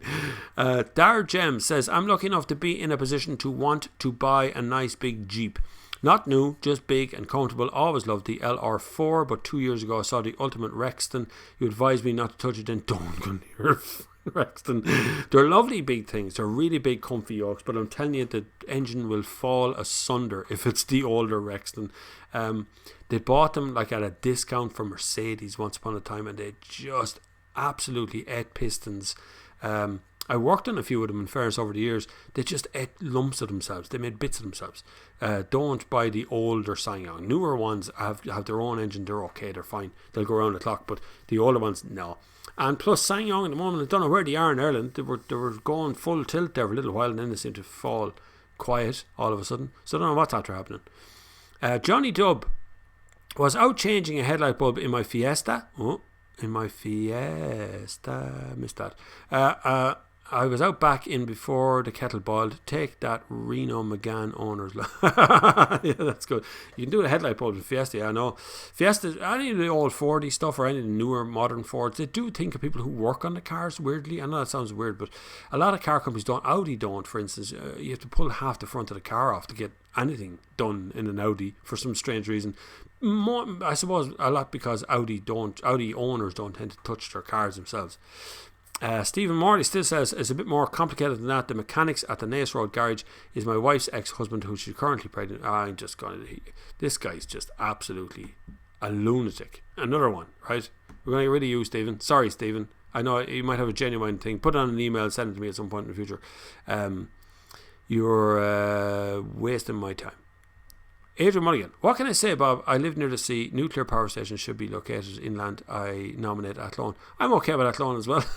I don't live anywhere near the place, but it could be. Yeah, well, look, the older nuclear problem we had in Japan was because of a typhoon that they had, and a huge earthquake that happened under the sea. Between the two, the nuclear power plant was quite old, and then the other nuclear problem we had was Chernobyl, and we know why Chernobyl was in bad state. It was built incorrectly in the first place, and then they ran it badly.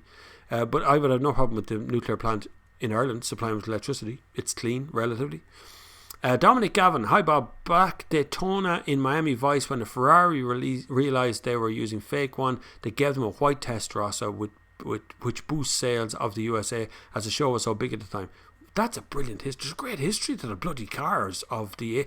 there's loads of... Cars used to be the star of a lot of TV shows in the 80s. Loads of them. If you think of the Fall Guy, there was that great big truck, the kind of massive big truck with the big wheels on it. You had Kit, the car from... what was the name of that show? Knight Rider. There you go. It's Simon and Simon. They had a particular car in that one as well. The Rockford Files, going back into the 70s, he had a Trans Am. You had all these cars that became the star of the show. So it was really good. Yeah, I've seen that myself. That's why I got rid of the guy. I got rid of that I would. See, there's a guy that comes along, or a girl, guy, I don't know which one. Someone comes along every few weeks and tells a story, and they get involved in the story, and it usually starts off pretty good. Then it goes wild towards the end. I'd love for that person to get in touch with me for real, like to find out who the person is, because it's a good laugh for the first time. And they really put a lot of effort into the story, and then it goes wild somewhere in the middle of it. So it's always a bit of a laugh. Martin Cleary says there's a decathlon close to the Cave Hill in Belfast. Is there? There's a decathlon going to open very near the IKEA in Dublin in April, I think, this year. A big decathlon. The decathlons are amazing stores. I love them in France. I hope they maintain the prices when they get here, because the prices are usually very, very reasonable in this country, in France when I get there. Grotto du Grand Rock, says Mick Daly, for this. Get your last couple of questions in now, or last couple of answers in now, because what I want to do is find out where is this selfie taken. It is a cave network. It's in France, and it rhymes with car, and that's what the name of the thing is. It rhymes with car, and you're going to be in line to get a big chunk of this stuff that's in this Skoda Scala bag. Tons of stuff I have in there, and you're going to get top trumps. Cards, 3 sets of them at least, which I have another set still in my hand here. I have another set. There's a Renault 610 Turbo. My God, I've never seen one of them in the flesh. You ever seen one of them?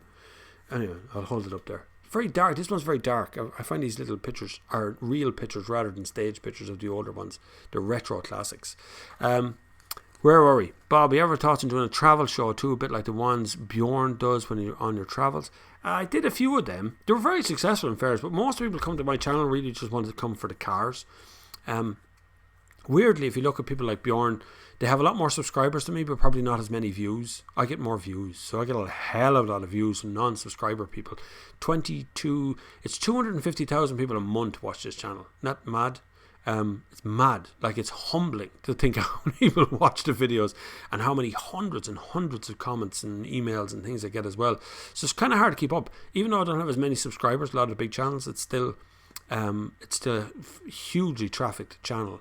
And I seemingly, on another note, I get more information over per minute than some other channels does. I don't know what that means. some little geeky guy taught me that on an international launch, which was kind of weird.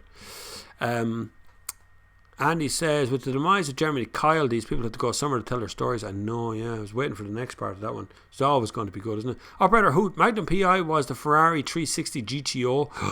I love Magnum PI. I really miss things like Magnum PI and all this kind of shows around the 80s. It'd probably be crap now if I watched it now, but it was good back then. James Daly. They tried to build a nuclear plant in Ireland back in the 70s, 80s near Wexford. People were having none of it. See, they're the NIMBYs. Not in my backyard is what NIMBY means, right? So we go, listen, you're not going to build an incinerator in my backyard, but I know that I'm not able to recycle everything and I can't get rid of all my stuff, but you're not going to build an incinerator here, but we do need one, just not there. Same for nuclear stuff.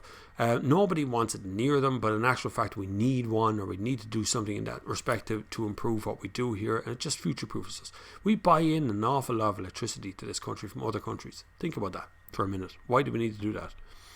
Mr. Skip forward there. Mr. Sin, why are you on the Xmas tree? Because it's a competition. You have to identify what the place is that I am. You've got like 5 minutes. 5 minutes left to figure out where I am from this picture, this selfie I took in France in 2018. It's a cave network in France, and you have to figure out which one it is. It rhymes with car. That's the last clue I'm going to give you, and I'm going to give away. And hopefully, if you're in Ireland, I will come to you on the island of Ireland. I will come to you and give you this stuff before Christmas. If you're overseas, I will stick it in the post to you, and you can enjoy it. Mr. Sin. Dan Jim says, thanks for the advice on the Rexton. Bob, love your vids. What would you or Andy recommend 30 grand to spend on and not buying again? Thanks, Bob. Darren. I've no idea. 30 grand and you want a Jeep of some sort.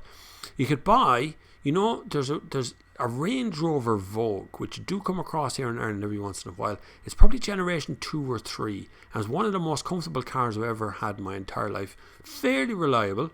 And if you're anyway smart at all, you'll keep it on the road in one piece for yourself easily over the years, because they're so easy to work on. You could literally take the entire front off the car, including all the suspension system, yourself on your own. It was an amazing car to work on. I think it's Mark 3 of the Range Rover Vogue, and it's just a gorgeous thing to drive as well. Buy it in an old V8 if you can get it in the petrol one. It costs you a fortune in petrol, but if you want to have something that's really nice, there you go. David Piper. I have lived near 2 nuclear plants, Dungurness and Sizewell. It's really good because no matter how bad the winter weather, the roads are always kept open and the staff have to always get to work. There you go. See, there's always a benefit to everything, isn't there? Is there a Jaguar XJ220 in the cards? Oh my god. Hang on. Talk amongst yourselves for a minute. Yes, there is. Jaguar X220J, JDX XJ220. There you go. See? Ta-da! Chavot Caves, says Derek Norris. I used to be one of the king of the top trumps. There you go. You can be king of the top trumps again. Adrian Mulligan says Villars Cave. Grant says you're already bigger than RTE, Bob. I know. I was pointed out to me the other day as well when I came off the Red Darcy show. I met a friend of mine who works in RTE, coincidentally. We're out looking at the Gay Byrne statue outside. And he says, you get more views per month than a lot of the RTE shows get on the telly. So, interesting. But yeah, I don't think of it that way. TV's cool. A lot of people only watch TV. And radio is cool. I love radio. I love doing radio. That's why I like doing this. I think that's why the Sunda Service become kind of a success to itself, because I like doing radio. So this is kind of it. Michael RCH says, I used to be fairly hopeful about nuclear, but it's crazy expensive, easily double the price of offshore wind. They overrun every time and safety requirements keep getting more and more demanding. The problem I have with that, Michael, is offshore wind isn't really expandable. Once they're up, and it's very hard to get bigger. And like I say, I was looking at this report the other day that suggested renewable energy like solar and wind can't scale up to replace what we already do. It just can't get big enough. And that's the biggest problem. Mini Egg says, are you doing a Christmas special with Sinead? I don't think so. Sinead is pregnant and has been for a while. She's expecting soon, and I'm not sure whether we can fit one in before she goes. I don't know whether she even wants to. We're looking at that. We're trying to figure that one out. Whether we can do, we're going to do electric car special one, but I definitely have my own special lined up. If she wants to be part of it, it's possible, but she's keeping close to the old hospitals, like, you know. Mick Daly says, when you're invited to review a new car, do you have to pay your own plane fare to hotels? No, you don't. No, car companies do all that for you. It's easier and cheaper for a car company to bring all the journalists to one location, and they run it over a couple of weeks.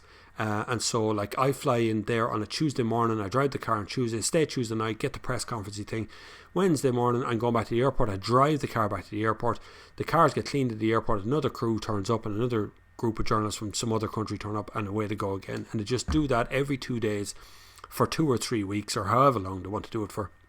And then they can fly the dealers in, they can fly anything they want to come in, can come in during that time. So it's much cheaper for a car company to do that, but that means that a car company pays for me to go over and do those sort of things. They don't pay me at all. I get nothing from it, but they pay for you to go out there and drive the cars and do that sort of stuff. Andy McPhee says, anti-CFC, have never used modern diesels out of pure fear. Personally, I would like to use it. Get your last couple of answers in. I'm going to get my phone now because I actually have the answer on the phone. The real answer, the real name of the gaff, the location, the whole show. And so you can see for yourself. But I have that there. So last couple of questions, last couple of answers in. Where is this in the world that I'm sitting here? I've given you all the clues I'm going to give you. I don't want to make it too easy because I want to get an actual answer. We'll jump forward there. Chavot Caves, another one's that's coming up there. Mr. Sin, if I win, can I drop it up to me today? I'm in Portlaoise too, dead handy for you. If you win, I'll drop it wherever you want to go. Remember Jason King, big collars, that Jensen Interceptor, what a car. Absolutely ate its own engine. Every single one of them ate their own engine, but it was such a fantastic thing. Curvy back window as well, amazing. Mr. Sin says radio will survive, TV won't. I tend to agree. I think radio will survive in a smaller section. I think right now radio is nearly too big. There's nearly too many channels and too many managers and things. But I think local radio will survive. I think local newspapers are dead walking right now because they fail consistently to adapt in a new situation of things. I think national newspapers are also failing very quickly. Things like the Sunday Business Post, or the Business Post as they're called now, has gone behind a paywall. Indo is asking you to sign in every time you want to see something. I don't think people will bother with that sort of stuff. I think there's an awful lot of just hanging on for the sake of it. But I think that radio, national airwave stuff, will survive because it's very good. And I think actually RTE radio is one of the best radios for expandability. So they can decide how many ad breaks they're going to take, 4 an hour I think, but they can have a 20-minute conversation with no ad break, and commercial radio can't do that. So commercial radio is every 5 minutes or 10 minutes, you know, it's like very quickly.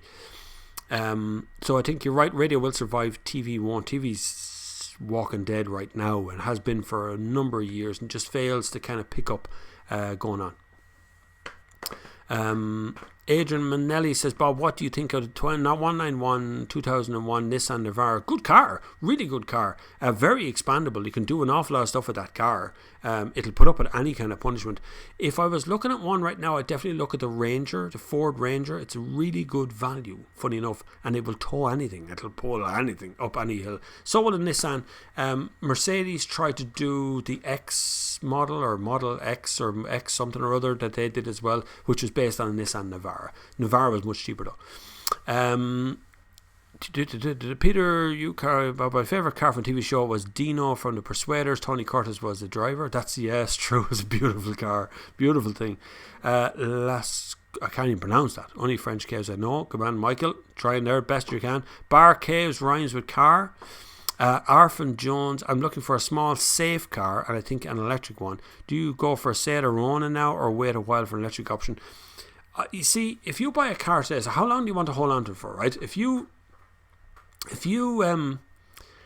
buy a car today and in 5 years' time the market has shifted and there's 50 electric cars to buy, What's the problem? Away you go. You've got it all sorted there. You know, you got 5 years of driving a little petrol car till the electric car comes along that you want. And by then, we'll have a market. We'll have a used car market. We'll have a new car market. And it'll level out at a price. And you'll be able to figure it out by then. There's nothing to stop you buying a car right now and keeping it for 5 years and then sell it on. You're not going to lose a whole lot. Car companies can't afford you to lose a whole lot. That's the key of a car company. They can't afford you to lose a lot of money, because if you lose a lot of money in the car, you'll never buy another one of their brand. Just that straightforward. So be aware that buying electric or buying a petrol car today will not exclude you from being a very happy boy in 5 years' time when you want to buy an electric car. Okay, so competition is closed. It's done. I actually only seen 2 people give me the right answer in all of the answers come up today. I didn't really think it was going to be that big of a deal. This little picture here was taken in 2018 in a place called Grotte de Sar, which is on the border of France and Spain. Is right there. So there'd be Sar Caves, Sare, which rhymes with car, which is the other one I give out. And the only one I seen give the right answer, I was very early on, was Aaron. Where's he gone there? Anthony CCFC put in the answer very early on in the comments. He guessed that correctly. And then subsequently later on in the comments, Andy McAfee also guessed the right answer, and I didn't see anyone else until right now. Johnny Dubb has put in the answer just at 3:47 p.m, which is just a couple of minutes ago. Put in the answer. But Anthony CFC, send me an email, bobflav@thenextgear.com, with your name and address and phone number on it, and I will arrange to have the stuff sent out to you. Andy McAfee, I will certainly send you a lovely set of I know you're up the north, I'll send you a lovely set of the Top Trumps cards, so you can have fun with them, because you've got 2 sets of all of those sort of things. But Anthony CFC was definitely first in. Hours, it seems like hours ago at this stage, that he put in the answer, but he definitely put in the answer the earliest and was sitting there all alone. It was the only time I'd seen the answer come up on the screen throughout the entire thing. So congratulations, Anthony CCFC. Please send me an email, bobflav@thenextgear.com. Send me an email with your name and address and telephone number on it, and I will be in touch to get that stuff to you. If you're on the island of Ireland, I will try to drive to you, and we'll take a little selfie or whatever about giving over the gear to you. Congratulations, well done. It's a lovely bit of stuff, actually. I will have another giveaway next week. I have more stuff inside. I have mugs and cups and all kinds of crap to give away. I've been building up over the last year, key rings and pens and notepads and all that stuff. So every week between now and Christmas, I hope to make somebody's Christmas come true right here on the channel, and we'll try and give something away every week. So last few of the year, there he is, Anthony CCFC. Delighted, good man. Are you in Ireland? Just as a matter of interest, what part of Ireland are you in, like? I'm going to try and give away something every week between now and Christmas, and hopefully we'll if we can get a meetup done between now and Christmas, it'd be nice as well. But just not sure there's enough Sundays left, because if I go to a meetup, I can't do a Sunday service. So I think I might have to just do a Sunday service here every time. It's so unreliable, connections, video connections and stuff. I managed to do it from. I managed to do a live connection from the motor show that I went to, the Skoda launch. I did one from there, which is live straight away from that show, because we were late to it, so I had to do something. But that was okay. So that worked in Germany, it's fine. But over here in Ireland, you could be standing here now getting a perfect 4G connection, and stand over there and you're on 3G, and stand over there and it goes to E and just dies. So it's very hard to get it all together. That was actually me. That's Cave and Sar Caves. You ever want to go in Dublin 8? Grant, I'll drop up to you. Make sure you send me an email now, don't put it in your comments here. Send me an email with your name and address and telephone number. I'll give you a buzz. I'm going to arrange to meet up with this thing, right? If you're ever over in the south of France, anywhere in the south of France, I highly recommend a drop into the Caves of Sar. There's some interesting bits and pieces there. I definitely had a bit of a laugh when I was there, because they've got some models of sort of prehistoric people standing on the thing. It was really cool. But if you drop in, it was €11, I think, or €10 or something. You got a guided tour in English and French. I was the only person who spoke English there, but it was okay. Walk through the entire cave system, able to walk up in different parts of it. It was all totally underground. You see the bones of where people were all eating stuff and all. So if you're going over that way, definitely worth a trip out. Plus a lovely drive down to it. Jeez, the roads are great and empty, and you're off the motorways the whole time. It's lovely. If you're driving in France, be very, very careful of the toll bridges. The toll bridges can add up to hundreds when you're driving along a place, particularly if you get on somewhere like, Calais, and you drive all the way to a place on the motorway and you don't pass a toll bridge because you never get off, and then suddenly you're getting off the motorway and the toll becomes due and it's like €100. It's happened before, so bear it in mind. You can go the routes that have no tolls on them. So if you go into your sat-nav system and click on avoid toll bridges, you will avoid them, but it makes the road very long, and it can actually make it like an extra day when you're driving along. Congratulations to Anthony, who won the competition today. Next week we're going to have another competition next week for more giveaway stuff, and then we're going to have, I don't know how many Sundays there are left between here and Christmas Day. If Christmas Day is on a Sunday, I'm not going live. I'm telling you now, I'm not going live. It's not on a Sunday, so we have the 8th, which is next Sunday, is the 8th, so another giveaway there. We'll have the 15th, which is another giveaway there. The 22nd, which I'll have a little bit of mulled wine here as well, and we do a whole sort of a Christmas deal, which is 2 days before Christmas Eve. And then the 29th will be before New Year's Eve. We see how we all got over Christmas. So there's a few little Sundays left. We definitely have 3 more Sunday services before Christmas Day. And then on Christmas Day, I'll be releasing a lot of videos. I've filmed probably, I don't know how many videos now. I think I have 6 or 7 videos shot that are ready to go up, and I'm after doing a deal on a crowd called what is the name of that? Artlist, for music. Artlist.io. It cost me $199, but I wanted to get some music for the videos because I'm sick of YouTube music and it's not working anymore, so I got rid of YouTube music and I'm installing Artlist.io. So any support you can give the channel is always good. I know it's a tough time of the year for everybody. It's coming up to Christmas, nobody wants to spend any money, but if you can support the channel, it's brilliant. If you can't, don't. Just subscribe, it's fine. Don't break yourself to try and support the channel. I'll figure out something. But turn on the ads, please. It'd be great if you could watch an odd ad here and there, because then the effort goes on to YouTube to pay me rather than you guys. But anything you can do to support the channel is always good. I'm delighted you've been with us for all this time. Look, we've got 5 minutes left to answer the last few questions. You've been such a cool bunch this week. All chilled out and relaxed. Only one lunatic in among you. It's been brilliant. The one I haven't mentioned is Crazy Cars. Crazy Cars is another one that's coming out to Anthony CFC there. CCFC. I keep saying CFC. But Crazy Cars is cars like that, Porsche 997 Le Mans, or cars like, what the hell is that one? An Umwelt Ente. Never heard of it. It looks like, to me, like it is. That is a van version of, that's crap. That's not a real car. Anyway, I'll come back to that. VW Super Saloon. Do you know I had it go on one of those? Did you ever see one of them? It's a VW Super Saloon, and I've actually had it go on one of those. And it was noisy. Is the best I can say. It didn't really do a whole lot. It was just noisy. 505 horsepower. There's one of them in Ireland, I think. And there's a Big Daddy. Remember what Big Daddy was? It's one of them. That's a drag racer. Crazy yuck. Doesn't say what that. Oh, it does. 2,200 horsepower. That's mental. But that's in the Crazy Cars thing. You can check out toptrumps.co.uk. They sent me out this stuff, these Top Trumps, to give away. So I am giving them away to Anthony CCFC. And I'm going to send up a couple of bits to Andy McAfee as well, who also came up on his own with the answer, which is very unusual. Most people are trying to copy. I swear I thought people were going to get that so quickly, but I didn't realize there's just so many places. But definitely send me an email, Anthony CCFC, and we will hook up for a meet, and we'll see if we can get a little meet and greet going, and a few pictures and everything else. And we stick them up here online to prove you're after getting all your little goodies. Thank you very much to the lovely user on Instagram who sent me those Skoda Scala stuff to give away in the first place, which is nduff3833 gave me the stuff in the first place to give away, the Skoda Scala stuff, and there's more stuff on the way. Fear not, more stuff on the way. Steve O.C. says, thanks Bob, bye. We won't see we in your petrol tanks was only put in your Mazda, but the windscreen fluid in your system was dead serious about. You could try that if you wanted to. Thank you very much for watching. It has been a wonderful Sunday once again in your company.